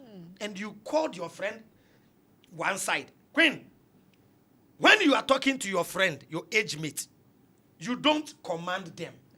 Or when you are talking to somebody who is above you. Imagine there is a problem between Queen and Marvis. When I want to talk to you, Marvis, between the problem, I will warn you, Marvis, but I will plead with Liz. Those higher, advice to them. You don't say, I'm advising you. Yeah. You add, I plead because of the position. Yeah. But the younger one, you warn them. Look, Marvis, I'm warning you. You know she's our madam. Next time, you get my point. Yes. So Moses, cannot tell God, God, let me advise you. Moses should do it in the form of pleading. Now let's check. Exodus 32. Moses is coming to advise the God of the Bible. And the God of the Bible will listen to Moses and feel sorry and change his mind. Hey. Abba. Exodus 32:14. No, start from verse 7. Exodus 32. Relax today. I like the way the reading is going. Exodus chapter 32, verse 7. Let's go. The Lord said to Moses, Now, Queen Liz, the Lord said to Moses, go back down at once. Now, Moses was on the mountain and the people of Israel started worshiping the golden calf. Then he told him, go down at once. Because your people, whom you led out of Egypt, have sinned and rejected me. They have already left the way that I have commanded them to follow. They have left the way that I commanded them to follow. They have made a bull calf out of melted gold and have worshipped it. Continue. And offered sacrifice to it. They are saying that this is their God who led them out of Egypt. So the Israelites were worshiping the golden calf, saying it is the golden calf that led them out of Egypt. Continue. I know how stubborn these people are. I know. So if you know the future, why should you come and talk again? I know how stubborn these people are. Now, don't try to stop me. Now, Queen Liz, this God is angry like a friend that just said the near say like dragon as you the dragon movement. Oh, Queen, this is where the dragon movement started. Hey. This God got angry and said, Moses, don't try to stop me. I am angry with them. I am angry with them. And I'm going to destroy them. I am going to destroy them. Then I will make you and your descendants into a great nation. Now, this God wanted to destroy the whole 600,000 people and then begin a new generation through Moses. Now listen to what Moses will tell the God of the Bible. This is a limitation on the side of a whole God. Now continue. Verse 11. Verse 11. But Moses pleaded with the Lord. Queen Liz, this is where I said, when you are talking to a superior, when giving advice to a superior, you plead, you don't command. So Moses, let's whether it is advice or not advice, Moses pleaded with the Lord. Let's go. Moses pleaded with the Lord his God said, and Moses said, Lord, why should you be so angry with your people? Then Moses said, God, relax. Why are you so angry with your people? Who you rescue from Egypt. Whom you rescue from Egypt. With great might and power. With great might and power. Why should the Egyptians be able to say that you led your people out of Egypt, planning to kill them in the mountains? So Moses told the God of the Bible that, God, you are angry. Don't do what you are come to do. If you don't know and you kill these people, the Egyptians will hear. They will say you are a wicked God. You intentionally led them out of Egypt just to come and kill them in the wilderness. Moses is advising chairman. Continue. Stop being angry. Moses said, God, stop being angry. Change your mind. Change. Oh, you are. Moses, telling God to change his mind. And do not bring disaster on your people. And do not bring disaster on the people. Continue. Remember your servant Abraham. Now, God has forgotten himself. Moses is trying to tell God, oh, what are you telling me? Christians, as for this one, if you get angry with me, I get angry with me. Now, Chairman Moses is advising the Almighty God to remember what his promise to Abraham, Isaac, and Jacob. Remember the solemn promise you made to them. To give them as many descendants as they are stars. So it's like the God of the Bible has forgotten his promise to Abraham, Isaac, and Jacob. Once he destroyed the people, and Moses was reminding him, say, Oluman, Olu, se menopause na chiwa, ma adwene mbrefie, na adwene anya adwuma, ni pedua ne bebre. Now continue. In the sky. And to give their descendants all the land you promised would be theirs, possession forever. Continue. So the Lord changed his mind. Queen, after Moses had advised the God of the Bible, God changed his mind. And did not bring on his people the disaster he had threatened. Queen, did Moses advise God? Yes, sir. Did he take the advice? Yes, sir. So did God change his mind? Yes, he sir. changed his mind. Yes. Numbers chapter 23, verse 19. Contradiction.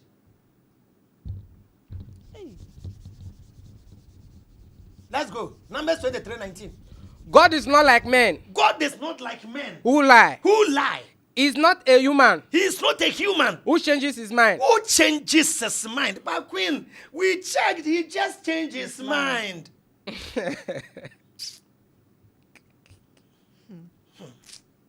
Hey. This one, you get some pastor to come and explain. No, Queen. they can come. We are waiting. Oh, for yes, them. yes, This yes. one We want they- them to come. We This want one them is, to come. we are reading from the Bible, so I don't know what Queen, you want us to there put was a again. time a guy called Joseph was sold by his brothers into Egypt. You remember? Yeah. His brothers sold him. His father's name is called Jacob. Joseph went to Egypt, became a servant, was thrown into prison because of his gift of interpreting dreams, went to Potiphar's house, served, became a prime minister. Prime Minister. He gave idea that there will be famine. Then they stored food in Egypt. When the famine came, all his brothers came to Egypt to buy corn and then rice and stuff. He saw his brothers, but his brothers didn't see him. He scared his brothers more and then told them to go and bring their brother Benjamin. Held Benjamin hostage. He intentionally put his cap in Benjamin's sack. Then took Benjamin hostage, told them to go and bring their family. Queen Liz, how many were they? Exodus chapter 1, verse 1. How many were they who went to Egypt with Jacob? Queen, today I'll show you mathematical dimension in the Bible, and then you clap for me This too one much. there, to over me. Let's go. The Israelites are treated cruelly in Egypt. Verse Verse 1. The son of Jacob who went to Egypt with him, The sons of Jacob, Queen, the sons of Jacob who went to Egypt with him, each with his family, were which each with his family were Reuben, Reuben, Simeon, Simeon, Levi, Levi, Judah, Judah, Issachar, Issachar, Zebulun, Benjamin, Dan, Dan, Naphtali, Gad and Gad Asher. and Asher. Gad and Asher. The total number of these people, I'm coming. Queen, Yeah. when we say the total number, is it the exact number or there are remaining? The exact number. The exact number. The total number of these people of these people directly descended from Jacob directly descended from Jacob was 70. was 70. His son Joseph was already in Egypt. Joseph was already in Egypt. So Queen, Exodus chapter 1 verse 1 says the total number of Jacob's family who went to Egypt was 70, right? Yeah. Deuteronomy chapter 10 verse 22. Deuteronomy chapter 10, Verse 22. verse 22. When your ancestors went to Egypt, When your ancestors went to Egypt, there were only 70 of them. there were only 70 of them. So, Queen, according to the Old Testament, there were how many? 70. Now, this is where the mass will come. I wanted to leave this verse as a trap for any pastor who will come and do too known. Oh, But well, for why the did sake, that thing? for the sake of my lovely followers, let me show you mathematics in the Bible. If not, a pastor will use it to confuse you. Genesis chapter 46, verse 26. Now see mass. Genesis 46, chapter 26. Now, Queen, Joseph is one person. Jacob is one person. Making it two people. Now read. Let's go.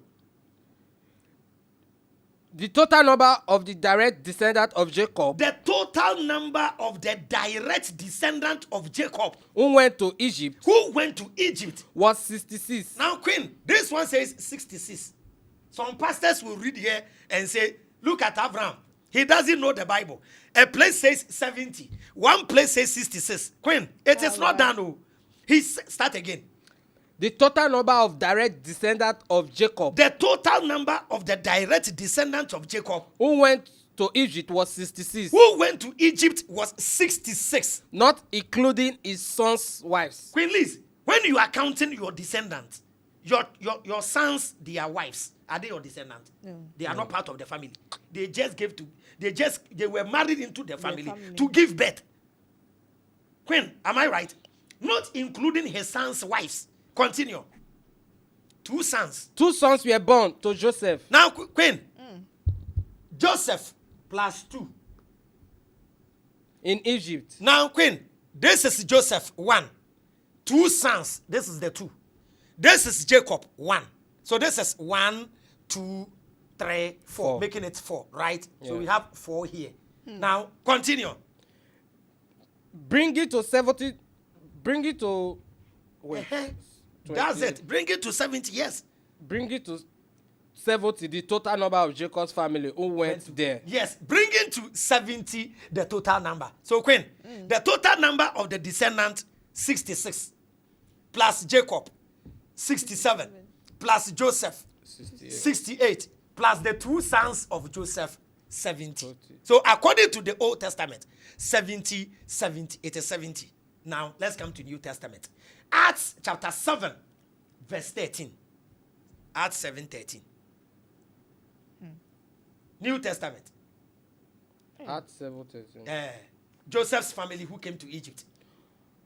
On the second visit. So it was on the second. What was the second visit? The second visit was when he told them to go and bring. Yeah, their father. No. When they came back, yes, and then he made himself known to his brothers. Yeah. Yes, On the second visit, Joseph made himself known to his brothers. Joseph made himself known to his brothers. And the king of Egypt came to know about Joseph's family. And the king of Egypt came to know about Joseph's family. Joseph sent a message to his father Jacob. So Joseph sent a message to his father Jacob, telling him and the whole family. Telling him and the whole family. 75 people in all. 75 people in all. To come to Egypt. To come to Egypt. Now, Queen Liz, the New Testament says 75. The Old says 70. The Old says 70. So where from these 5 people? 10. This one too sure. 70, 75. Chairman, nobody can answer. Nobody. Contradictions. This doesn't make the Bible the word of God. Now let's continue. The next contradiction.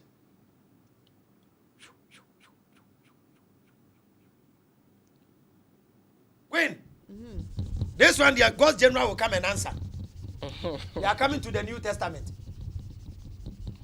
Olosho is needed here. Yeah, Olosho. Olosho, this one too, I want you to go and talk to God so that God will give you the revelation. Yes. I reveal to you. Yeah. Now, Queen, look at what will happen here. All of us were told from childhood that when Jesus was crucified, he was crucified with 2 thieves or 2 bandits. 2 thieves. What, right? 2 thieves. Yes. Queen. Yeah. Is it the 2 of them who insulted Jesus or one of them insulted him? 1. You. 2. The 2 of them. The 2 of them insulted Jesus. Yes. Queen Liz, is it only one who insulted Jesus or the 2 of them? 1 of them. Queen Liz says 1. You say 2. 2. Let's check the gospel. Okay. Are you? Luke chapter 23, verse 39 to 42. Luke. Now watch. Luke. 1 resurrection. We are done with the resurrection story. Now the crucifixion story. Check. Luke 23, 39 to 42. One of the criminals hanging there. One of the Luke says, now look. Luke says, one of the criminals hanging there. Hold insult at him. Aren't you the Messiah? Aren't you the Messiah? Save yourself and us. Save yourself and us. The other one, however, rebuked him. Rebuke the other criminal. Saying, don't you fear God? You received the same sentence he did. Yes. Ours. However, it's only right. Because we are getting what we deserve for what we did. Queen, so this is the story we know from childhood. that on the cross, the two bandits, it is only one that insulted Christ, and the other one said, no, don't insult him. He doesn't even deserve to be here. It is we who deserve to be here. So according to Luke, it was only one. Only one. Only one. Okay. Let's go to Mark chapter 15, verse 32. Now let's go to Mark. Mark Yes. 15:22. Mark chapter 15, verse 32. They took Jesus to a place called Golgotha, Now, Queen, it says they took Jesus to a place called Golgotha, which means the place of the skull. place of the skull. There Yes, continue. they tried to give him wine mixed with drug called mint. Okay, But Jesus would not drink it. okay. Then they crucified him Now, they crucified him. and divided his clothes among themselves, They divided his clothes among themselves. throwing dice to see who could get which piece of clothing. Okay, It was 9 o'clock in the morning when they crucified him. okay. The notice of the accusation against him said, "The King of the Jews."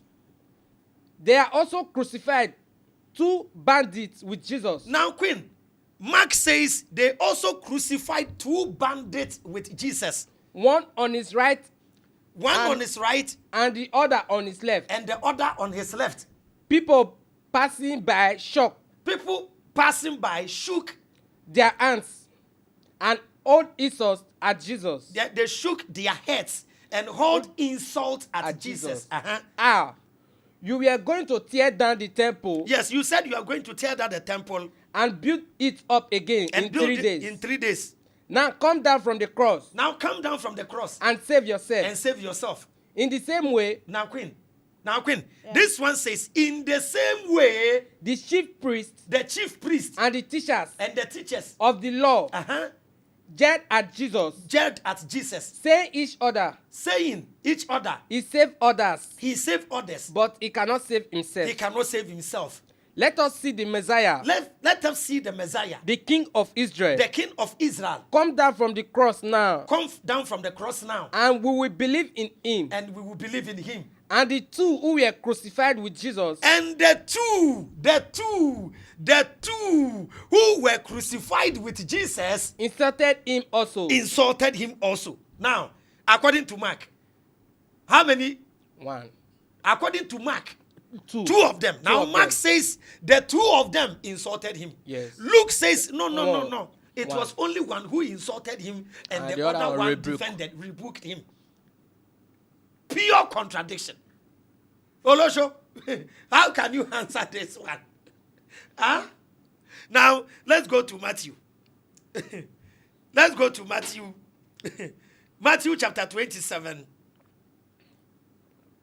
Matthew 27, verse 42. Matthew 27:42. Matthew 27, 42.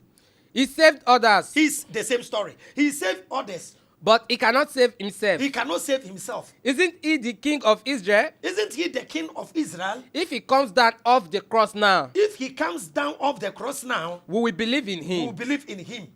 He trusts in God He trusts in God and claimed to be God's son. and claimed to be God's son. Well, then Then let us see if God wants to save him now. let us see if God wants to save him now.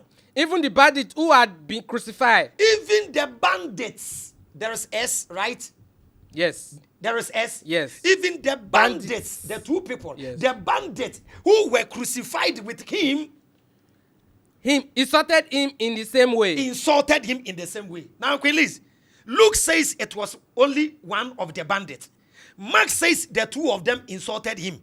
Matthew says the 2 of them insulted him. So now, which is which? Which one was revealed by the Holy Spirit? Contradiction. Let's continue. This one, no pastor should try to explain. You can't. Thank you. Okay. Queen, Yeah. we were told when Christ was crucified, the curtains in the temple was torn Divided into 2. into 2. Thank you. At what time was it torn into 2? Was it before Jesus' death or after he died on the cross? Now, let's check. Mark chapter 15, Verse 37 and 38. 37. Uh-huh. With a loud cry, Jesus died. With a loud cry, Jesus died. The curtain hanging in the temple was torn into two. Now the curtains hanging in the temple was torn into two. So according to Mark, it was, is it before or after? Now read again. 37. With a loud cry, Jesus died. With a loud cry, Jesus died. No, so he's dead. Yes. Uh-huh. The curtains hanging in the temple were torn into two. So this was after Jesus died, right? Yes. He died and the curtains was torn into two. Yes. So this is after. Okay. Yes. After. Okay. Let's go to Luke. Look. Now, Luke chapter 23, verse 45. It was about 12 o'clock Uh-huh. when the sun stopped shining, Uh-huh. and darkness covered the whole country Uh-huh. until 3 o'clock. Until 3 o'clock. And the curtains hanging in the temple was torn into two. Now, the curtains hanging in the temple was torn into two. Jesus cried out in a loud voice, After the curtains was torn into two, Jesus cried out with a loud voice, Father, Father, in your hands in your hands I place my I spirit. place my spirit. He said He said this this and died. and died. This one said it was before. Now, it was torn before he died. Right? Yes. Yes. Before he died. Now, read again. Luke 23 verse 45. Yes, it was torn before. Yes, it was torn before he died. Let's go to Matthew chapter 27, verse 50. Mark says it was after. Luke says, no, it was before. How can you explain this? So this one to movie scene, shooting from which angle? Straight bullet. Huh? Now, let's go. Jesus again gave a loud cry. And breathed his last. Then the curtains hanging in the temple were torn into two. How do you answer this? How do you answer this? Some of the gospel says after. Some of the gospel says before. So this one, is it the Matthew, is it before or after? The Matthew Before. is After. before. Jesus again gave a loud cry and breathed his last. Uh-huh. Then the curtain. No, so it was Oh, after. yeah. So it was after. After. Is it Yes. after? Yeah, so it was Yes, after. it was Yes, after. it's after. Hey. Yes. Say his last breath. Yes. Then the thing. So after. Okay. So it's after. Yes, you have to bring it here. So Matthew is Matthew. after. Mhm. See the way I even made mistakes and I'm Mistake. correcting. Yeah. That is how you Christians should go back and correct all the mistakes. Uh-huh. We are confused. Yes. You be Queen. That thing is not easy. Oh. So Then this he one died. says it was after. Huh? Jesus died and it was torn into two. Luke says no. It was torn before he died. died. How do you answer this? Remember the other day when I got UTI Dawa and the contradiction. Of course. I said the one Quran verse says Allah created heaven before he created the earth. And then one verse says Allah created earth before heaven. UTI Dawa says, the scholar says God, he said- God was creating the heaven. And he rested, didn't finish. Came and create the earth. Before and he then went went and back continued. again. Uncompleted build. And even the numbers were not tallying. Uncompleted The creation. days. You see, when you try to defend religion, you find yourself in a tight corner. It's not easy. Oh, okay. It's not easy, Queen. Now, Hey. Queen, how did Judas Iscariot died? Now, we are coming to check two things here. Yo, I think I have a question. Queen, on that for you. Judas sold Jesus for a certain amount of money. Yes. That money, what was that money used for? Number one. What was that money used for? That's number one. Number two, how did Judas died? Let's start from The money. Yes, let's start from Matthew chapter 27, verse 3 to 5. Verse 3. Matthew chapter 27. Okay, death of Judas. Yes. When Judas, Not the death of Judas. Yes. That means death of Judas. Matthew when 27. Judas, When Judas, the traitor, the traitor, learned that Jesus had been condemned, learned that Jesus had been condemned, he repented he repented. and took back the 30 silver coins. Now, Queen Liz, he returned the 30 pieces of silver. Okay, continue. And took, Yeah. 30 to the chief priest Now, he returned the money to the chief priest and the elders. and the elders. I've sinned by betraying an innocent man He said, I have sinned by betraying an innocent man to death. to death. He said, what do we care about that? Then the priest told him, what do we care about that? They answered, that is your business. That is your business. Judas threw the coins down in the temple Queen Liz, Judas threw down the coins in the temple and left. Then he went off and hanged himself. That is Matthew. tie and die. Hanging yourself is tie. You tie, you die. Okay. Yeah. So, Queen Liz, the 30 pieces of silver, did Judas use the money to buy something? No. I'm asking, did Judas use the money to buy anything? Now continue. What the priest would do with the money. Continue. The chief priest picked up the coins and said, this is a blood money, and it is against our law to put it in the temple treasury. After reaching an agreement about it. Now, they said the money is blood money because it's Jesus' money that they used to kill Jesus. So they want to put it in the temple treasury. Now, they made a meeting and agreed. Now, yes, continue. My blood. And it's against our law to put in the temple treasury. After reaching an agreement about this, they used this money to buy potter's field. A potter's field. Now, Queen, who bought the potter's field? The land. The people. It is the chief priests and the Pharisees did the meeting, and they said, no, let us go and buy a potter's field. As cemetery. As a cemetery. As a cemetery for foreigners. Now, Queen Liz, when we say a potter's field, it's a place that they go for clay. Okay. So it's like waterlog. Not here. Waterlog. So it's considered maybe a place that nobody want to build, is interested in. So they use the money.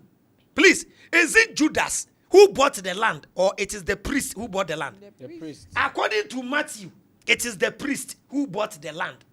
Judas hanged himself, right? Yes.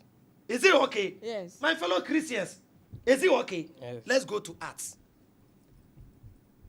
Acts chapter 1, verse 15. Now listen. Acts chapter 1 verse 15. Acts chapter 1 verse 15. A few days later, this was when Jesus was taken to heaven. Now Judas is dead. Yes. They are coming to narrate how Judas died. Continue. A few days later, there was a meeting of the believers. About 120 in all. And Peter stood up to speak. Now senior man Peter want to address them what has happened. Peter stood up. My fellow believers. He said, the scripture had to come true in which the Holy Spirit, speaking through David, made a prediction about Judas. Even he's saying the death of Judas is predicted by David. But is David a prophet? If I quote that verse, it's not a prophecy. No. Yeah, it's proof text, but let's forget. Let's continue with the story. Let's go. Hey. Who was the guide for those who arrested Jesus? Judas was a guide for those who arrested Jesus. Judas was a member of our group. Judas was a member of our group. For he had been choosing to have a part in our work. With the money that Judas got from his evil act, he bought a field. Read again. With the money that Judas got from his evil act. With the money that Judas got for his evil act. He bought a field. He bought a field. I'm coming. So who bought the field? Now Judas again. Someone that has done tie and die. Yes. Now he has resurrected to come and buy a field. Hey, now it's a ghost or it's just now Acts is telling us that. I say we see the anybody who tries, you break your leg to explain this. With the money that Judas got, Judas bought a field. Now let's see how he died. Queen, here says he hanged himself. Now listen to Judas bought the field, which is contradicting. Yes. Now continue. Where he fell to death. Where he fell, meaning after buying the land, I don't know whether he went and stood on a story building. And he fell. Where he fell to his death. And also to contradiction. He burst open. He burst open. And all his bowels sprout out. And all his intestines come out. With this one, intestine come out. So, intestines. He blasted. Why did they use bomb? After intestines. Or grenade. Intestines come out. Now, now, Queen, this one says he hanged himself. This one says intestines come out. This one says, Acts says Judas bought the land. This one Matthew says, no. If the chief priest who bought the land, Queen, they say, they win. How can you explain this? 2 in 1. My fellow Christians, you call me Satan. I've read the book. I've checked. You haven't. Please, let's all calm down. Let's check. We are not saying there is no God. But God doesn't belong to any religion. Of course. God belongs to everybody. God is for all of us. So it's either we keep quiet, allow everybody to believe whatever he's believing. You don't have the right to go around telling people if they don't become Christians and insult them. No. So now my question again too is, what were our ancestors worshipping when there was no Bible? Because if you are telling me that I don't believe in the Bible, so I don't believe in God, and maybe I'll go to hell when I die, or I'm not a Christian or a believer. What about those people that didn't even know the Bible? They didn't hear anything. They didn't hear anything about the Bible. Those people, please explain to us what will God, because that time there was no Bible. Oh, Queen, they are so smart. Do you know what they will do? No. They will quote Acts chapter 17, verse 30. Acts 17, 30. Let's go. Queen, all the escape route is in the Bible. I'm quoting escape route. I've been a pastor before. They asked, do you know the things I'm exposing today? I stood outside trying to defend, and when I go home, I don't sleep. Queen, I'm telling you truth today. They debate me. They go home. They don't sleep. They know they came and lied. I'm telling you. Me when I go, me coffee, so why will you lie? When I get home, you go to Trebi. No matter, because I did what speaking the truth. I did what I'm doing with a clear conscience. But you come and try. These two, how can you explain? And we were not there. We were not there. I were not there. So how now don't come and tell me Holy Spirit came and explained something. Where is your proof? Now, if you go to court, cry. If you don't have proof, evidence. If you don't have witness, if you don't have evidence, now how will you go and talk? But Queen, this Queen, one, look at one thing I did. Look at what I did. Me, that I'm not a Christian. When I came to expose the inconsistencies in the resurrection story, I, the one who don't believe, I took my time. I brought a blackboard, a whiteboard. I listed every incident that happened. Man of God came, didn't go for blackboard. The whiteboard was sitting down, telling us he went and asked God. And God told him to go and start from John. That one, you have to come and defend it, because me, I wasn't there. I didn't see. I don't know. Religion. So please, come and defend yourself. Religion. Very come and defend, because me, I was not there. I didn't know where God was revealing it to you. Because me, I didn't understand, because there are some things that you have to use what we are reading from the Bible. If it is not literal, unless you tell us it's not literal. Exactly. Unless you tell me there is another explanation to that. Please. This one day, even though you've done your own and one thing I like so much is Lizmedia has opened the space. Any pastor, any Muslim, if you think the presentation here is wrong, it's not about insult. Just pick the number, call. But some people, anyhow, people will be picking number and be calling. And those of you, let me use this opportunity to, address this one. Some of you will call, they will text, and they will write, hello, hi, how are you? Please, who are you asking the how are you? It is a media phone. There's a receptionist. There's someone who is responsible for doing all of that. So if you just come and you say hi, hello, good evening, how may we help you? Just come straight. Write what you're supposed to write. Go straight forward. You don't know me, I don't know you. I've suffered, and a lot of celebrities go through this. Yes, when the number is out there, sometimes you say don't call, and they will be calling. Call. So call nobody. I don't want to say again. You know, sometimes I call, but if there's someone to answer, sometimes I do get call at 2 a.m., 3 a.m., thinking it's an emergency, I will pick. The person will do, hello. Hello. Yeah, common sense family. Wow.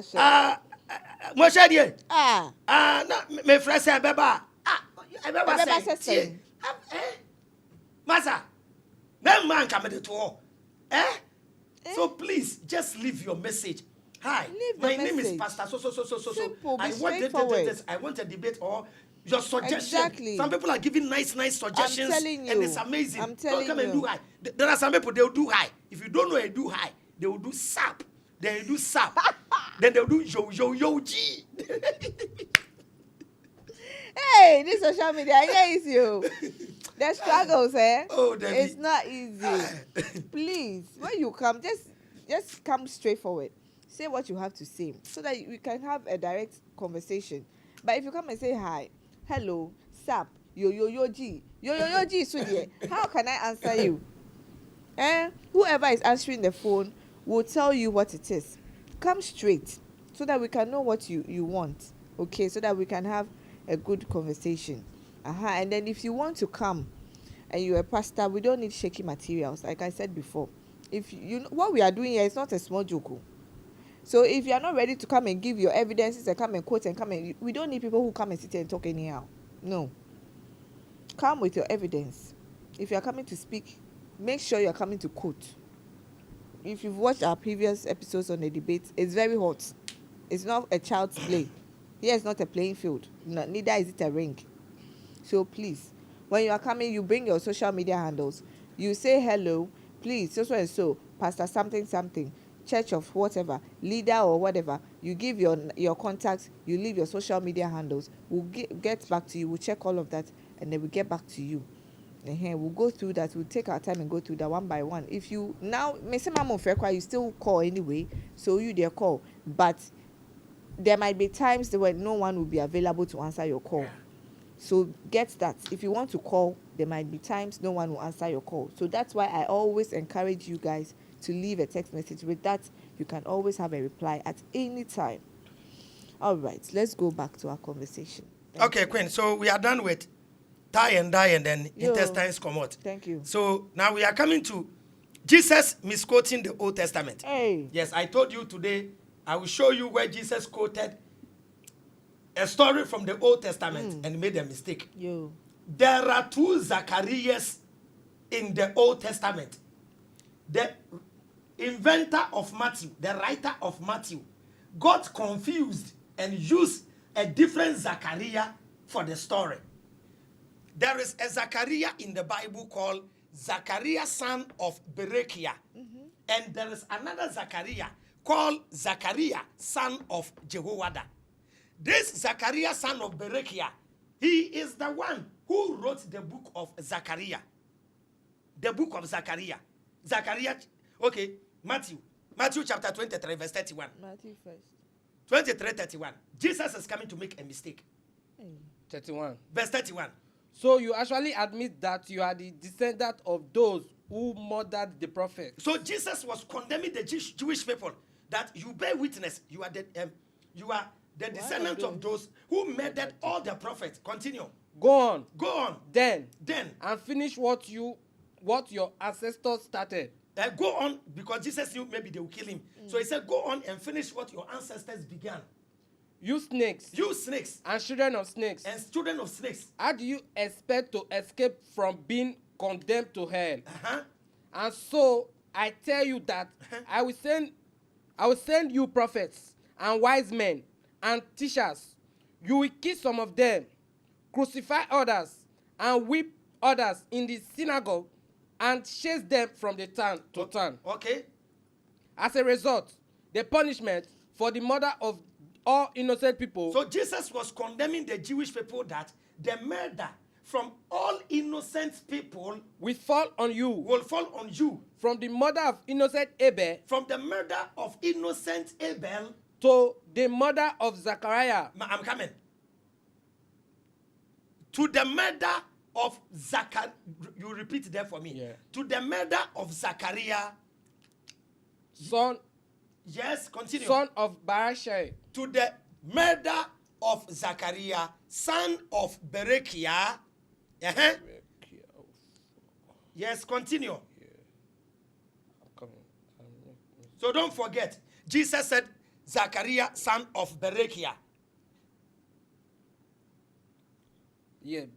Who you murdered between the temple and the altar. I'm coming. So Jesus says, from the murder of Abel to the murder of Zachariah, son of Berechiah, whom you murdered between the temple and the altar. So Jesus is saying there is a story in the Old Testament. They murdered Zachariah, son of Berechiah, in the between the temple and the altar. It is wrong.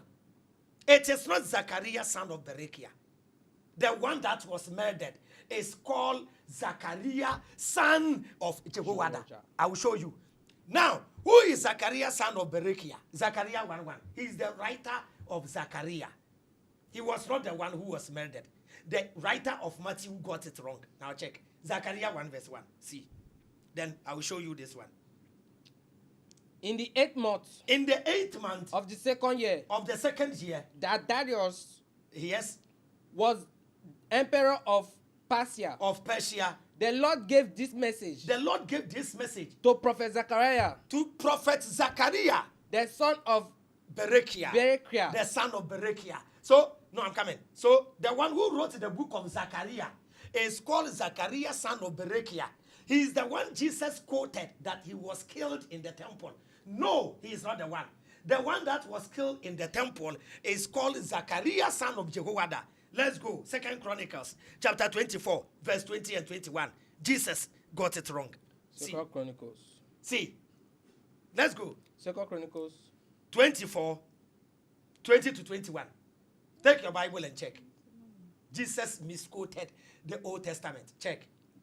Then the Spirit of the Lord. Then the Spirit of the Lord took control. Took control. Of Zechariah. Of Zechariah. Son of Jehoiada. Jehoiada. Yes. The priest. Zechariah, son of Jehoiada, the priest.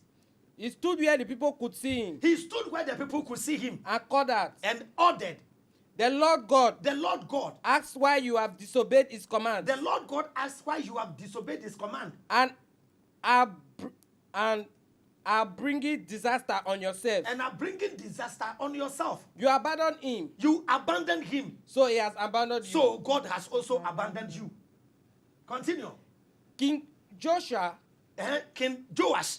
Joined in a conspiracy. In conspiracy. Against Zechariah. Against Zechariah. And on the king's orders. On the king's order. The people stoned Zechariah in the temple courtyard. The people stoned Zechariah in the temple courtyard. So the one that was killed in the temple courtyard is Zechariah, son of Jehoiada, not Zechariah, son of Berechiah. Jesus got it wrong. Hey. Who will show you this? I told you I studied with the Jewish people. You are telling me I'm lost. Huh? The Jew says we. The thing is for us. Chairman is lying. Not only this, another one is coming. Jesus misquoting the Old Testament. The whole Jesus has misquoted. We dear, who are we? Hey, I think it's high time we start doing some serious teachings in a Sunday school soon. Just like how the Muslims do when they go to Makaranta. They allow you to read the Quran, recite it front and back. I think we have to find a technique and also start doing ours like this. Now this one's there. Hey, a whole Jesus contradicting himself. Let's go and listen to what he has for us. Jesus is coming to quote an event that happened to David in the Old Testament. There was a time in the Old Testament, David was hungry with his men. He went into the temple of God and asked for bread to eat. Who was the high priest at that time? We are coming to check. Jesus will quote. Jesus made a mistake. Now, let's go. Mark chapter 2, verse 25. Mark 2:25, then we cross-check with 1 Samuel chapter 21, verse 1. Mark 2:25. Mark 2:25. Jesus answered. Have you never read what David did that time when he needed something to eat? Now, Queen, Jesus is quoting from the Old Testament. Have you not read what David did when he needed something to eat? He and his men were hungry. He and his men were hungry. So he went into the house of God He went into the house of God, and ate the bread offered to God. ate the bread offered to God. This happened when This happened when Abiathar Abiathar, was the high priest. I'm coming. Jesus says the high priest at that time was who? Abiathar. Abiathar. It is wrong. It is not Abiathar. The high priest was called Ahimelech. Do you know why he made a mistake? In the Old Testament, there is a place we have Abiathar, son of Ahimelech, and another place we have Ahimelech, son of Abiathar. So there is an Abiathar whose son is called Ahimelech, and there is an Ahimelech whose son is called Abiathar, and the writer got confused. Old Testament, very complicated book. Oh. Very, very. Unless we sit you down and show you here. Yeah, so according to Mark chapter 2, verse number 25, Jesus says the high priest at that time was Abiathar. Now let's check from the real story in the Old Testament, which is 1 Samuel chapter 21, verse 1. Let's see who the high priest was. Let's go. David went to the priest. David went to the priest, Ahimelech. Ahimelech. The name is Ahimelech. Ahimelech. David went to the priest, Ahimelech. In Nob. Now, when we check Mark, Jesus was saying he was hungry. David was hungry with his men and then went into the house of God to look for food. So let's check the story. Continue. Ahimelech came out trembling to meet him So Ahimelech came out trembling to meet David and asked, why did you come here all by yourself? why did you come here all by yourself? I'm here on the king's business. He said, I am here on the king's business. At that time, David answered. Saul was the king. So Ahimelech was the high priest. When Saul was the king, it was Abiathar who became the high priest during the time of David and his son Solomon. Aha. That's where the confusion began. So continue. He told me not to let anyone know He told me to let anyone know what he sent me to do. what he sent me to do. As for my men, Because he was working with his men. As for my men, I've told them to meet me at a certain place. I've told them to meet me at a certain place. Now, then, what supplies have you got? So David asked Ahimelech, what supplies have you got? Give me 5 loaves of bread. Give me 5 loaves of. David was going to look for bread. 5 loaves of bread. Or anything else you have. Anything else you have. So that is the story. So please, the high priest was Ahimelech, not Abiathar. At that time, Abiathar was the son of Ahimelech. His father was the high priest. During the time of David, getting close to the time of his son Solomon, that was when Abiathar became the high priest and also had a son and named him Ahimelech. That's why the gospel got it wrong. So please, it's not Abiathar, it's just Ahimelech. Another trap. Jesus, pow. Let's continue. Jesus at this bullet. Pow. Now, Pow. how did Peter, you come to check how Peter and his brother Andrew came to follow Jesus. Peter, his brother is called Andrew. How did they become the disciples of Jesus Christ? Matthew chapter 4, verse 13. Matthew 4, verse 13. Start from verse 18. As Jesus walked alone. Queen. Matthew chapter 4, verse 18. Jesus is coming to call Peter and his brother Andrew according to Matthew. So according to Matthew. Now let's go. As Jesus walked along the shore of Lake Galilee. As Jesus walked along the shore of Lake Galilee. He saw 2 brothers. He saw 2 brothers. Who were fishermen. Simon. Called Peter. And his brother Andrew. Catching fish in the lake. With a net. Jesus said to them. Come with me. And I will teach you to catch people.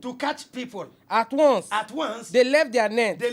And went with him. Queen Liz, according to this gospel, Jesus called them by certain translations the sea. Some say lake. So let's say by the seaside or by the lakeside. Yeah. So Jesus called Peter and Andrew whilst they were fishing, and then he told them to leave the net and then come and follow me. They left the net and followed him. And this is what we have been watching in the Jesus movies we have been watching. Now, let's go to John chapter 1. Another different story altogether. Why? John chapter 1, verse 35.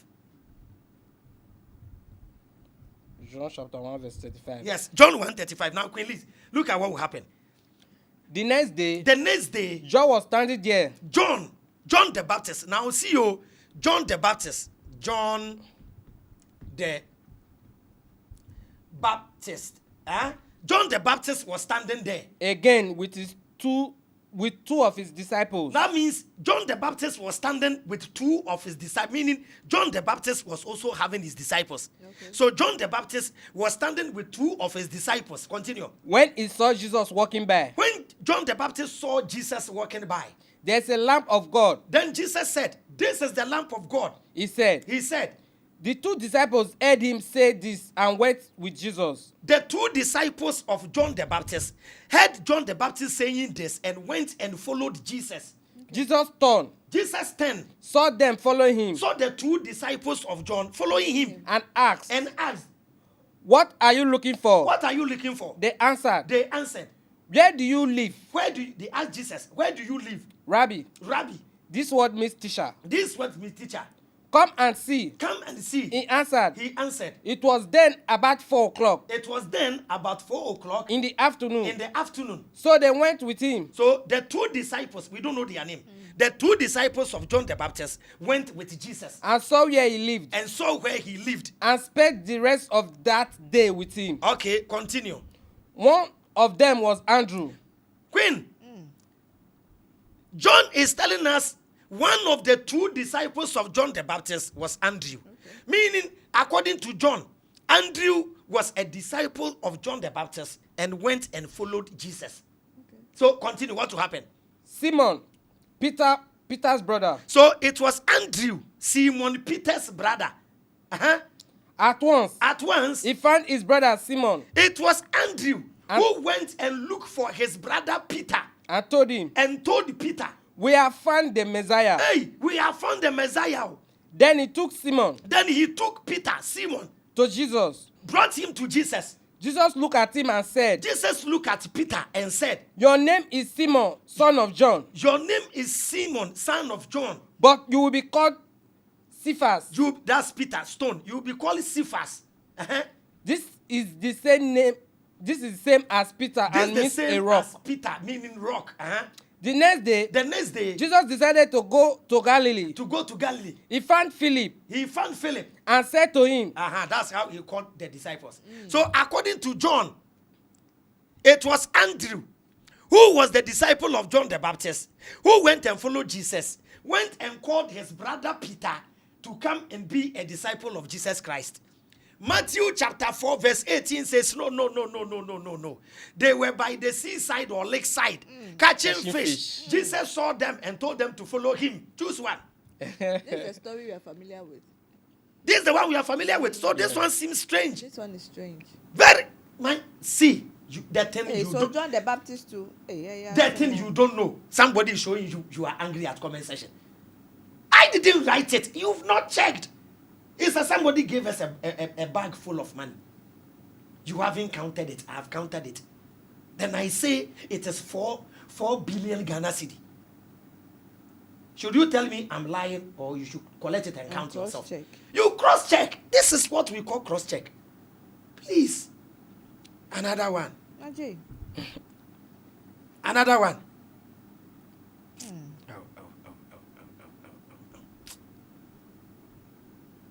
Even some crab, I'm shy.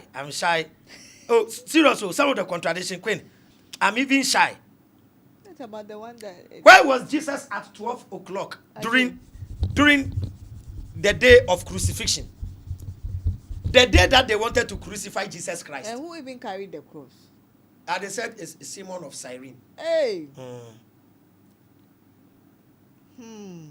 Mark chapter 15, verse number 25. Now, Queen, see something.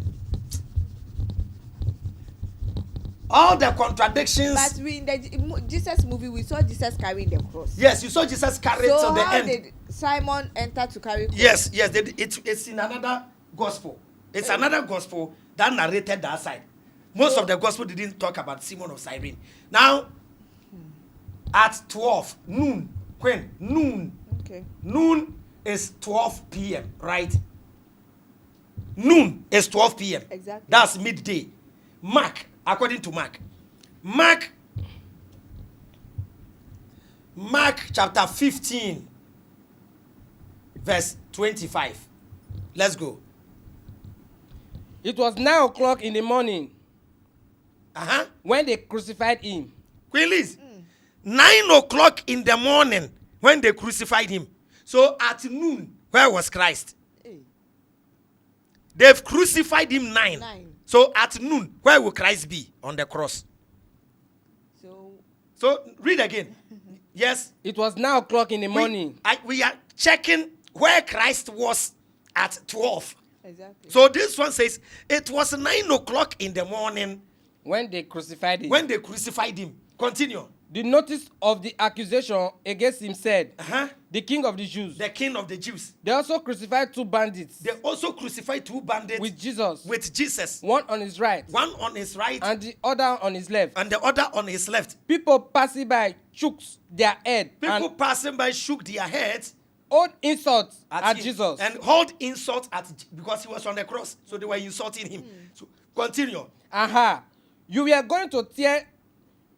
going to tear down the temple and build it up again in 3 days. Go to verse 33. Let it be quick. Verse 33. At noon. The whole country was covered with darkness. So, Queen, at noon, which is 2 p.m., where was Christ? He was still on the cross.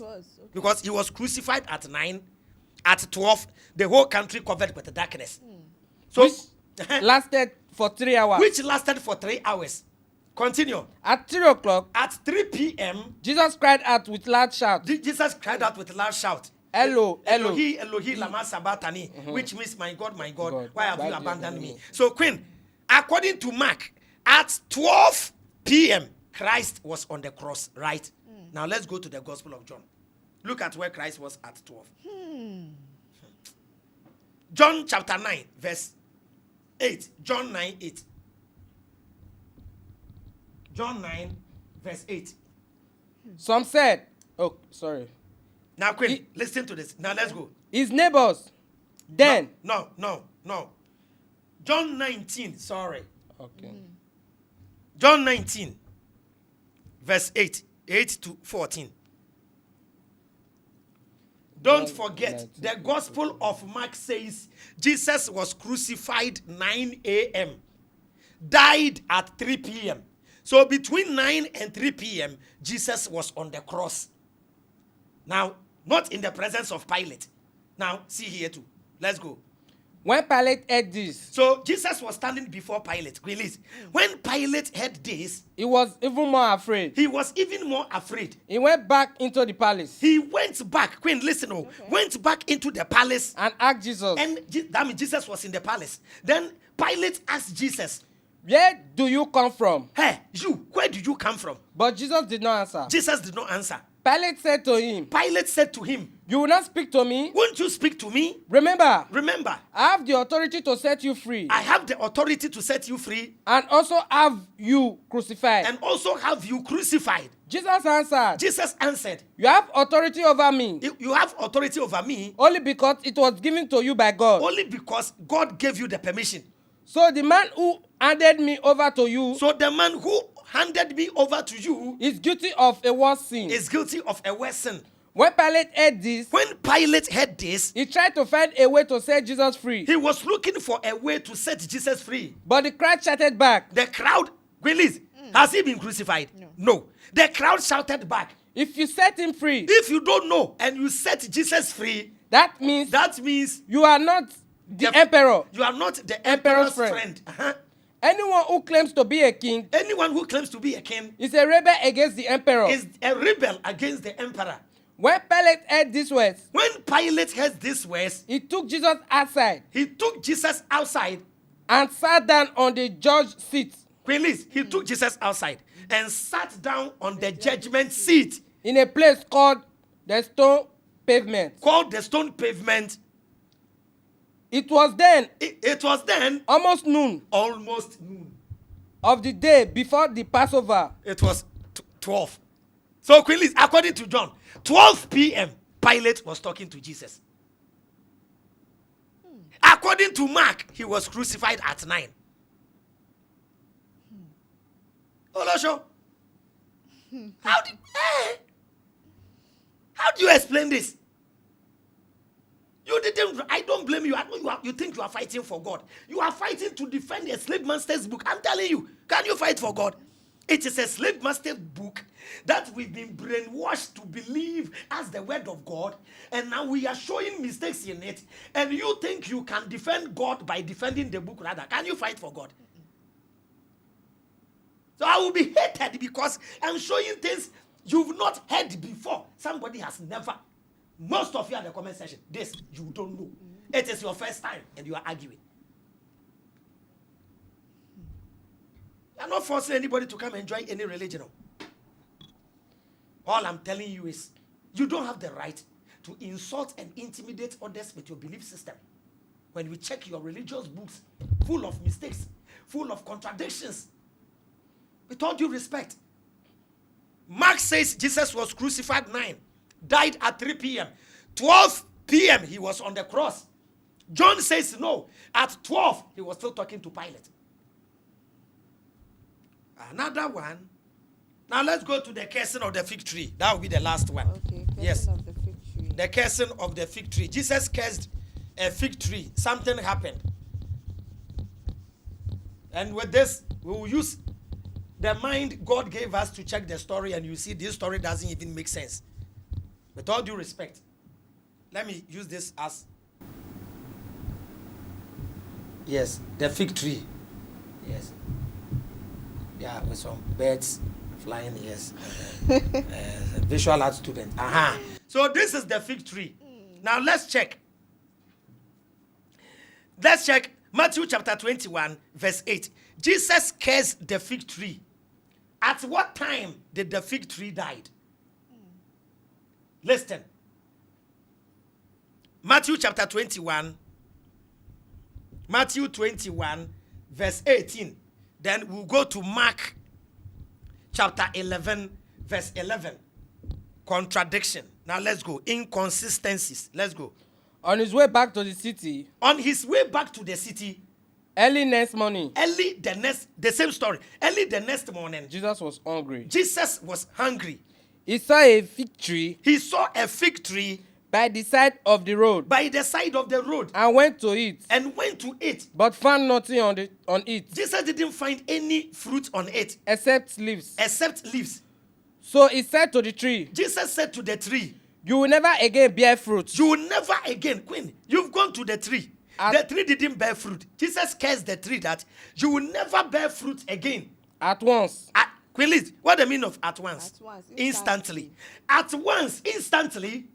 The fig tree dried up. The fig tree dried up. Continue.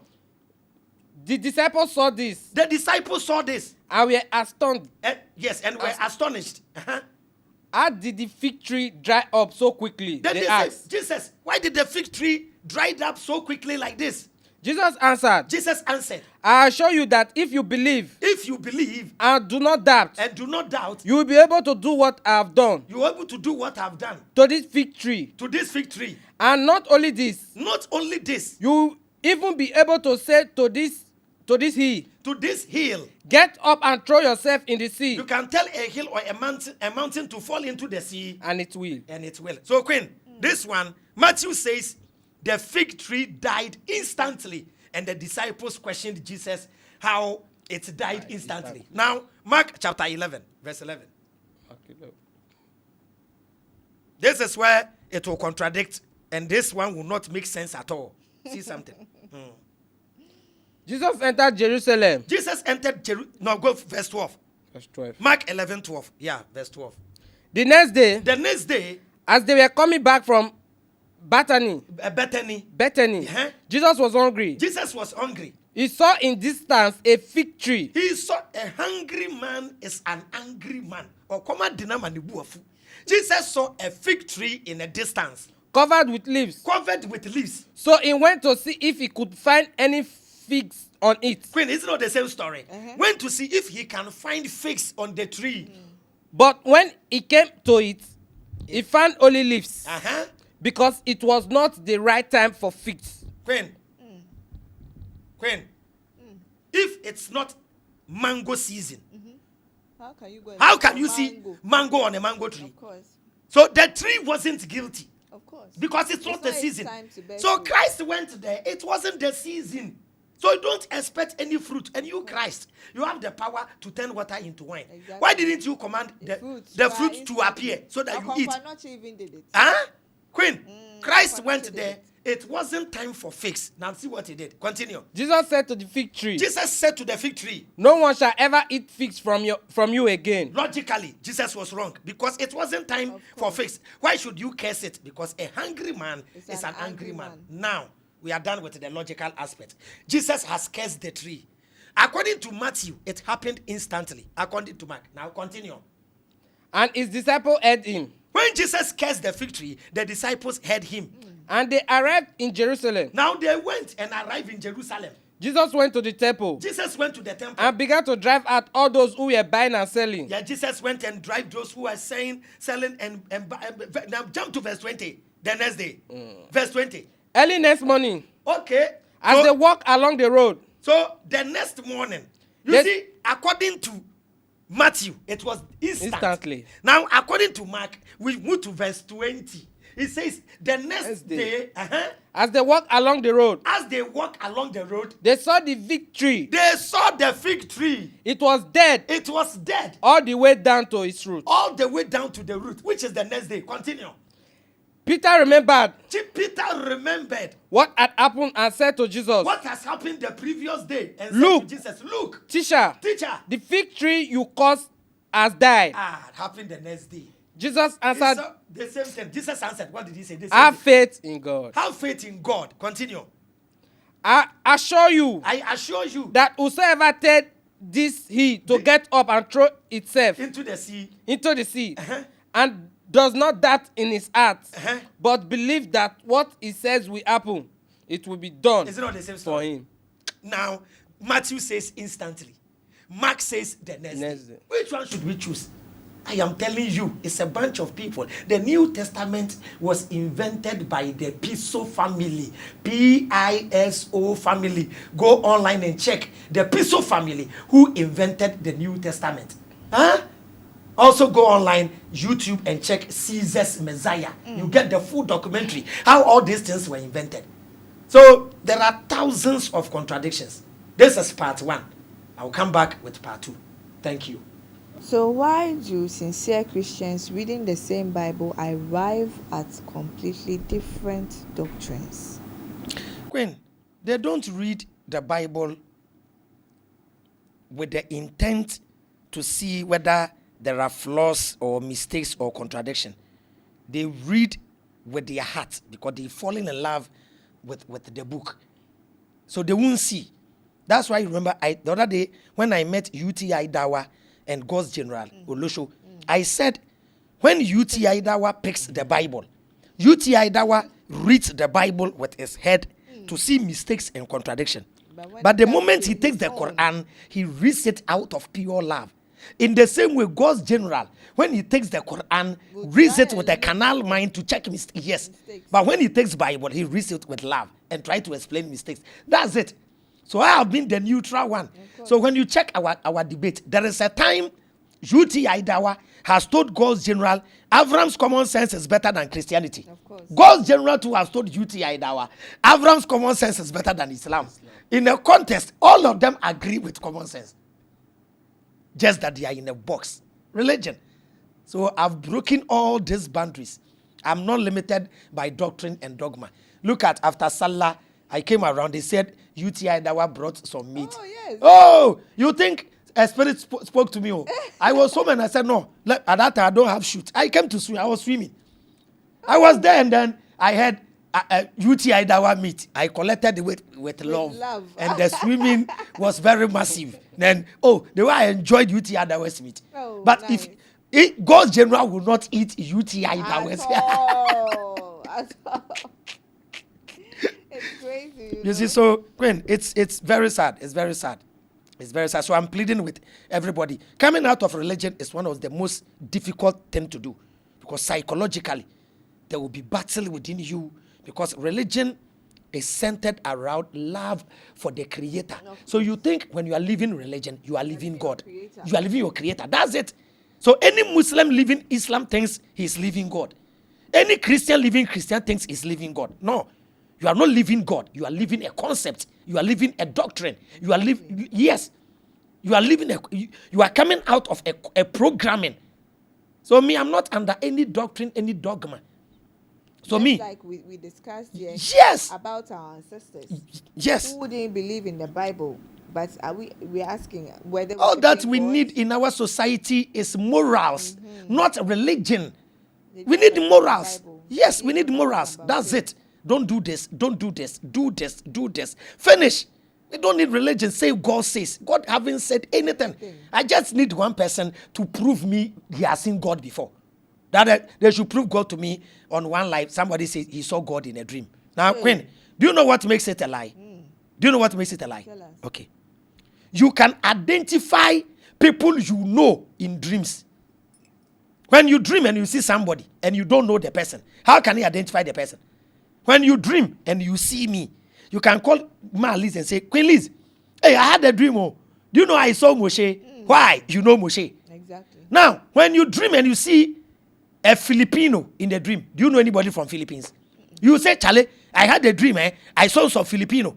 So when you dream and you see something in the dream and you tell me you saw God, do you know God? Yeah. You saw something and you say it's you say it's God.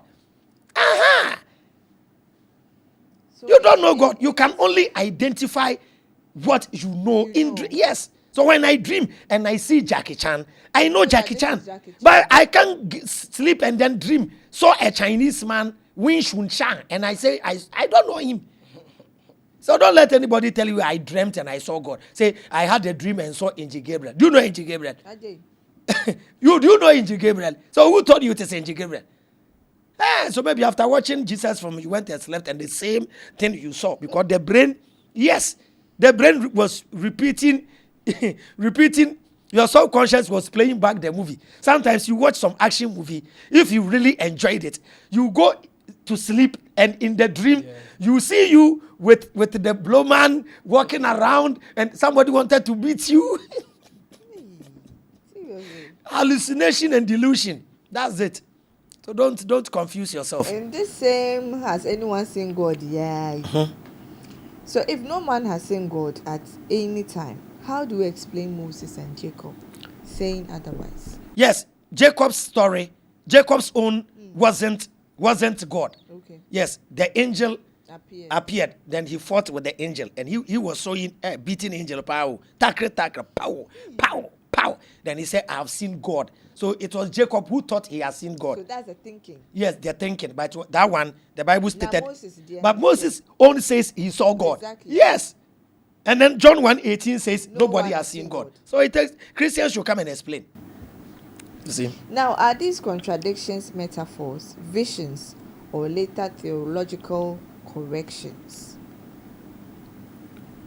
Again, the question again.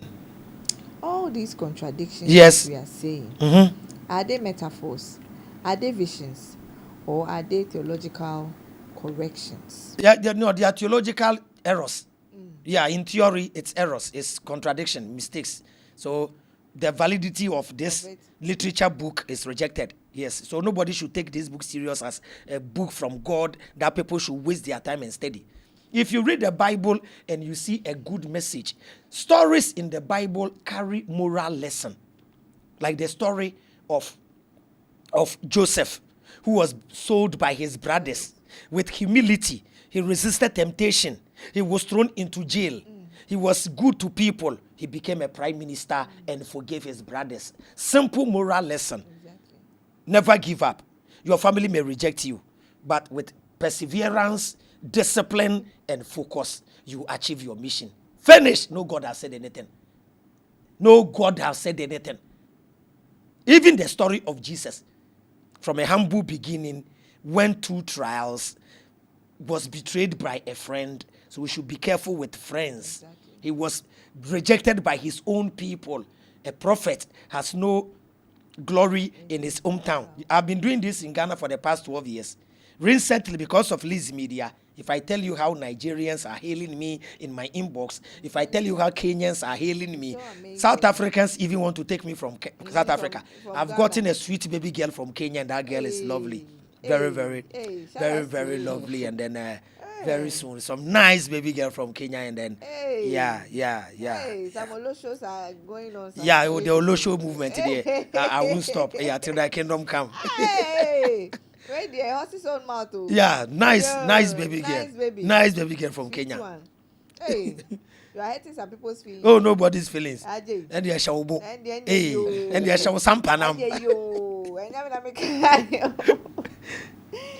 So why is the text taken literally in some places and symbolically only when problem arises? Yes, Queen, that's it. That's the only escape route. They will tell you need spiritual understanding. And this one, it is a prophecy. Okay. No, when it is a proverb, the Bible will say a proverb. Like Matthew chapter 13, verse 1. Matthew 13. Let's go. Matthew chapter 13. Yes. Because it's a parable. It will tell you it's a parable. The parable of the sower. Yes, Matthew chapter 13, verse 1. That same day. Yes, verse 1 says the parable of the sower. Now, go to verse 18. No, not 18. Yes, verse 24. Okay. Read the topic, verse 24. Jesus told them another parable. Another parable. It will tell. Yes, heaven. That's what another parable. Okay. Yes. So move to verse 31. Jesus told them another parable. Yeah, parable. That's same thing. When it's a parable, it will tell you parable. When you move to verse 33. Thank you. Yes. Jesus told them still another parable. Another parable. So when it is a parable, it will tell you it's a parable. The book of Proverbs, we know it is Proverbs. You see, so when you put them in a tight corner, they say it's a parable. You need spiritual understanding. Where do you go for spiritual understanding? No. Yes, and there are some that need to be decoded by the same Bible, okay. Like what I did with Isaiah chapter 4. Okay. The man, I prove from a text, man in prophecy means Christ. The woman means church. Food, I have a verse. Jesus said, man shall not live by bread alone, but every word that comes from the mouth of God. So the bread, food represent the word of God in prophecy. Clothing, the Bible will tell you, and the clothing they were given was their righteousness. So clothing is righteousness. So when you dream, in dream and you are wearing white, it means you are pure. Yes, when you dream you are wearing black, it means sorrow. Yes. You understand? So that's it. So they shouldn't be hiding behind that. So should this be the basis for one to reject the Bible as the word of God? 100%. Hey. The word of God shouldn't contain this. Not even newspaper should contain this. Not even newspaper. No textbook should contain this. No document have the right to contain this contradiction. We ask at 12 o'clock in the afternoon, where was Jesus Christ? One says at 12, he was on the cross. One says at 12, he was with Pilate. And you tell me it's the word of God. And even more. If you want to go, even more. With this topic, I can do part 2, part 3, part 4, part 5, part 6. There are more. Even when I start from Genesis, even Genesis 1 and Genesis 2, the contradiction in Genesis 1 and 2, plenty. We've not even said, plenty. Time will not allow us. Plenty. I think maybe we'll do a part. You see, we are in the age of information, and you can see this awakening all over Africa. Yeah. Nigeria, there are people even pastors are out now saying the truth. There's no heaven. Yes. Men of God. Go to Kenya, go to South Africa, go to Namibia. All over the world, people are waking up condemning religion. And religion by 20, 30 years' time will be over. People will not even go to church again. Look at what has happened recently. People praying. A building collapsed and killed even the pastor. All of them. The pastor is dead. Yes, just this afternoon. The building collapsed. God didn't tell the pastor. Look at my friend Fire Wija. People will come to your church and beat you and your church members. God didn't show you. But there will be earthquake in Ghana. God revealed it to you. You see? And people are not smart. They are Papa, man of God, Papa. You'll be there. Settings. So how can we live a fruitful life if we throw the Bible away because it contains some contradictions and inconsistencies? When there was morals before religion. That's why every religion teaches good morals. There's no religion that will tell you go and take somebody's wife because they know it is logic. No religion will tell you sometimes go and steal from your friend. Logic. No religion will tell you disrespect your parents. They know it is good morals. So they adopted all the good morals into the book and then built doctrine and dogma. That means when you join Islam, you do ablution. You fast during the month of Ramadan. You have to go to Hajj. That is their doctrine and dogma. Exactly. That makes you a Muslim. Don't eat this. Don't do this. Don't go here. Don't marry this. Don't do this. Then they cover you with that. When you become a Christian, you don't have to fast in the month of Ramadan. A Christian, you don't have to go to the Kaaba. You don't have to go and see the Kaaba. As a Christian, some of them can eat pork. You understand? So I don't understand. So the only thing we need is logic, critical thinking, and then we need laws to govern our land. Yes, as we have in Ghana, all over the land. And anywhere you go and stay, you abide by the rules and regulations there. No God will punish you because you didn't play music for 1 month. God doesn't need music for anything. Living a fruitful life is more important than going to dance in the church. I don't even understand the concept of going to church and go and dance. For what? So we shouldn't dance. To dance for what? So we are praising God. So do you go to your parents and go and dance? So God did here. Or see he needs songs praises. of praises. Where did he say that? Okay, give me the verse. Queen, give me the verse that God says come and dance. No, say praises and worship there. We didn't say dance, but I say, you worship me. With now the dances that they are dancing in the churches, some are serious. Some are very, very serious. Some are very, very serious. You see, so I think being a good person is the ultimate. Yes. So you are saying we shouldn't dance again? Oh, you can dance your dance. What about the singing? Oh, the singing you can sing, but there's no way that Jesus and the disciples danced. And you are Christians, you follow Christ. Christ and the disciples, they sang hymns. Hey, it's true. They sang hymns. They didn't dance. They didn't dance. Imagine Jesus and Peter. About you are you like, but they are doing body shaking. But just that, today we've added some kind of sound. Yeah. Jesus was doing tapping. About you are you. But you say you want to dance, and I'm telling you, he was tapping, which is the beginning of dancing. After tapping, you can dance. Hey, ready for the popping. Hey. At what point should honesty matter more than tradition? At every moment, honesty is the key. I think at every moment, when you see tradition and you see truth, the painful truth must be said. Even if there is something in your tradition, in your society, which is wrong, let the truth be told. That's it. And people hide behind. I don't want to lose friendship. I don't want him to feel hurt. Exactly. And truth is very painful, Queen. Exactly. Truth is very, very painful. Yes, the same Bible says open rebuke is better than secret love. The same Bible says do not follow multitude to do evil. Just because everybody is doing doesn't mean go and do what everybody. It's hard. Sometimes it's very hard. That's why even in the context of the New Testament, Christ was killed because he was bold enough to criticize those in authority and point their fault to them. That is why he was killed. So anybody who speaks the truth is seen as a rebel leader. Take what you were saying. And as for Avraham, he envies successful people. Who are the successful people? Fire Wuja. They say he's successful because he said there will be earthquake, and I question him. I envy him. That's how they will tag you. Ajagoraja, you brought angel. You said the angel appeared to you when you were 15 years. We didn't say anything. You said it is your father that gave you the angel. You said the angel is from Portugal. You said the same angel is from Nigeria. I'm questioning you. they say, I envy the person. So that's how people are. They brought Jesus and Barabbas. They asked the people of Israel, it's a code. Which one should we release to you? They choose the thief over the speaker of truth. So in every society, the more truthful you are, the more enemies you attract. The more open, the more truthful you are, you lose friends. Everybody needs a friend who will side with him even when he's doing wrong. Exactly. People don't want people who tell them they are wrong. When imagine you are explaining, a lady friend is explaining arguments between him and the husband. Then we said, Queen Liz, my husband, I've been insulted this morning. They say, oh, what happened? I woke up this morning. You told me to wash your things. And I said, I won't wash. Then you say, oh, my sister, you didn't try. Support him. So that's it. You will lose your, yes. But to be honest, she was wrong.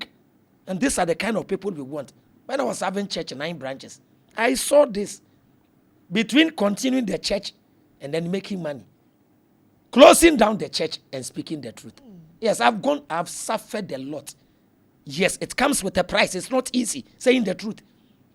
It comes with a price, and I'm paying the price. It's not easy. One guy called me, Avraham, I want to be like you. I told him, you won't survive. No, you can't. You will lose your family. You will lose your job. You will lose your friends. Anybody who sees you, watches you with some eye. People see me, they watch me like this. This guy say God no day. This guy be like the devil way born. This guy they talk things so. One soldier man said, "Hey Abraham, this thing you are doing there, even me soldier man I can't try you. Bible and Quran pa. It's not easy. It's not easy, Queen." Now, in your honest opinion, do these contradictions damage the Bible's claim to divine perfection? Totally. These things have rendered the Bible a normal written document and has nothing to do with God. It's not from God. Read the Bible. Any good message you see you like, you pick out of it. It has nothing to do with it was written by God. Simple. God hasn't written any book. It was written by men, subject to human error, and it is filled with mistakes, contradictions, and errors. That's it. Is the Bible self-explanatory, or has tradition become the real authority? Yes, there are some places the Bible explains itself. There are some places, and there are some places you can pick the verse and then use it to explain what is going on in somebody's life, although it has nothing to do with the person. You understand? You can take a verse and then, based on that verse, and then advise someone. You understand? Yes, but the Bible itself explains itself. Whatever you need to understand is in the book. Exactly. Yes, so you can't tell me. That's why one verse, Church of Pentecost explains it differently. Anglican explain the same verse differently. Look at baptism. There are people who baptize in the sea. Other churches baptize in rivers. Others baptize in the church, sprinkling of water. There is a church, I've forgotten the name. They baptize with cane. Yes, when you repent and come, you hold the table, 3 lashes, bill. Then you say the Father, bill, the Son, bill, the Holy Spirit. If you don't know, you release the table, it is replay. They will start over. And the way the pastor too is macho man, you suffer. You see, I'll tell you, there's another church. Oh, don't laugh. There's another church. They use motobro to baptize. Do you know motobro? No. Oh, the one that they use to spray cocoa. Oh. The pastor will put the motobro behind him, fill it with water and spark him. A fosh. When he spray you and you are wet, you are baptized. Mahama Odeyeka. Is faith stronger? Are you Mahama Odeyeka? And then the wow, but now hey, is faith stronger when it asks questions or weaker when it's being avoided? Yes. You see, when you keep asking questions, it decreases your faith in whatever you believe in. Okay. Because faith is substance of things hoped for, evidence of things not seen. Okay. So we call it blind faith. You are flowing without seeing Jesus, seeing God, seeing the story. The moment you start questioning, that's why we call it eye opener. Your eye gets open and you leave the faith. So the moment your eye opens, you leave religion. That's it. You may believe in the existence of God, but you won't be religious. So somebody like me, I believe God. I believe this beautiful universe comes from a creator. I don't know him. I've not seen him before. He doesn't have any religion. He has not given me any book. All the books I see were written by men. When I read the Bible, I read the Quran, the Bhagavad Gita or whatever. Any book I read, if it makes sense to me, I will take it. The rest that doesn't make sense, I will park it somewhere and be a good person and serve humanity. That's it. That's me. Yes. Is apologetics sometimes just damage control with nice grammar? Queen, don't even bring sometimes. Ajay. That is the work of an apologetic. Learn how to speak good English and lie. Simple. Really, it's simple. Yes, so they see the truth and they will find a way, and they've created some things, exegesis, anthropomorphism, but when they are collecting tithe and offering, they don't quote exegesis. When you put them in a tight corner, they come tell me exegesis. Yeah, I met one scholar, Bible scholar. He come to tell me that exegesis, anthropomorphism. I said, Massa, ask the women sitting here who can't understand English. They have been paying tithe every Sunday. Since they were born, they've gone to church at the age of 45. They don't know exegesis. Don't come and lie. It's true. Yes. Some have not even heard it. They will mention some terms. It's terminology they use to explain verses. Yes, to throw you off what the Bible. And I told you, they explain Bible verses out of context. Okay. I explain Bible verses contextually. Okay. But the other pastor who met UTI Dawa was saying, I rather explain out of context. No, they rather do it out of context, because you took Isaiah 7:14, changed young woman to virgin, fixed it into Matthew to make it mean a virgin is coming to conceive. I came here, I started from Isaiah chapter 7, verse 1 to Isaiah chapter 8, and contextually, the child in Isaiah 7:14 was Isaiah's son, not Jesus Christ. Yes, so. If these contradictions were found in another religion's holy book, would Christians be this patient with explanations? That's what God's general has been doing to Muslims when they get the Quran. The same thing. The same thing. So whatever, so this is it. Whatever God's general, most of the things he says about Islam is true. Okay. Most of the things UTI Dawa says about Christianity is true. And Avraham, I say I agree with both of them. Yes, the other day I saw a poster, a Christian going to debate a Muslim. And they say they are going to look for truth. And I said, no. Two liars going to look who can lie best. Yes, two liars going to debate to see who can defend his lies to the fullest. So that's why when they meet me, I use critical. So in religion doesn't want to hear logic, reasoning. Telling me there was a time people were walking in the wilderness for 40 years and God was feeding them from heaven. I want one pastor to perform that miracle. We are here. Then that pastor will pray. Then banku and tilapia will land on the table. It will never happen. And all the miracles in religion happened once. It won't happen again. Jesus walked on water. It won't happen again. Prophet Muhammad divided the moon into two according to Islam. Nobody can do it. Once, it won't happen again. Once in human history, God impregnated somebody's girlfriend. Once, it will never happen again. Someone's girlfriend. Oh, Mary Joseph girl. No, anyway. Oh, ne girl. Ne wife. No, it was a girlfriend. Hey, no, it was after he got pregnant by God. Then Joseph performed the rite. Hey, that one too was stated. Yes. Obi girl pa. So that's the foundation of Uji Obi girl aniya. Wow. So it started from Joseph, Mary, Jesus, God and Joseph. So like I said, everything that is happening now has happened before. It has happened before. Yeah.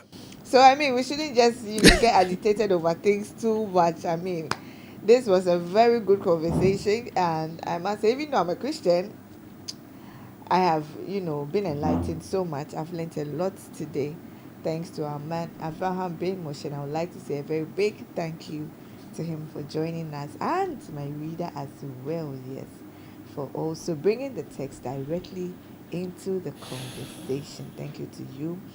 as well. Tonight's discussion has shown us that difficult questions do not automatically destroy faith.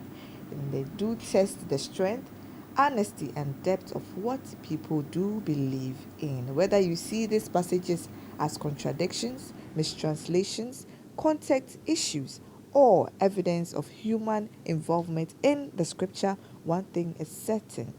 Serious claims deserve serious examination, and that is what we do here on Behind the Lens with me, Queen Liz. We ask, we probe, and we think.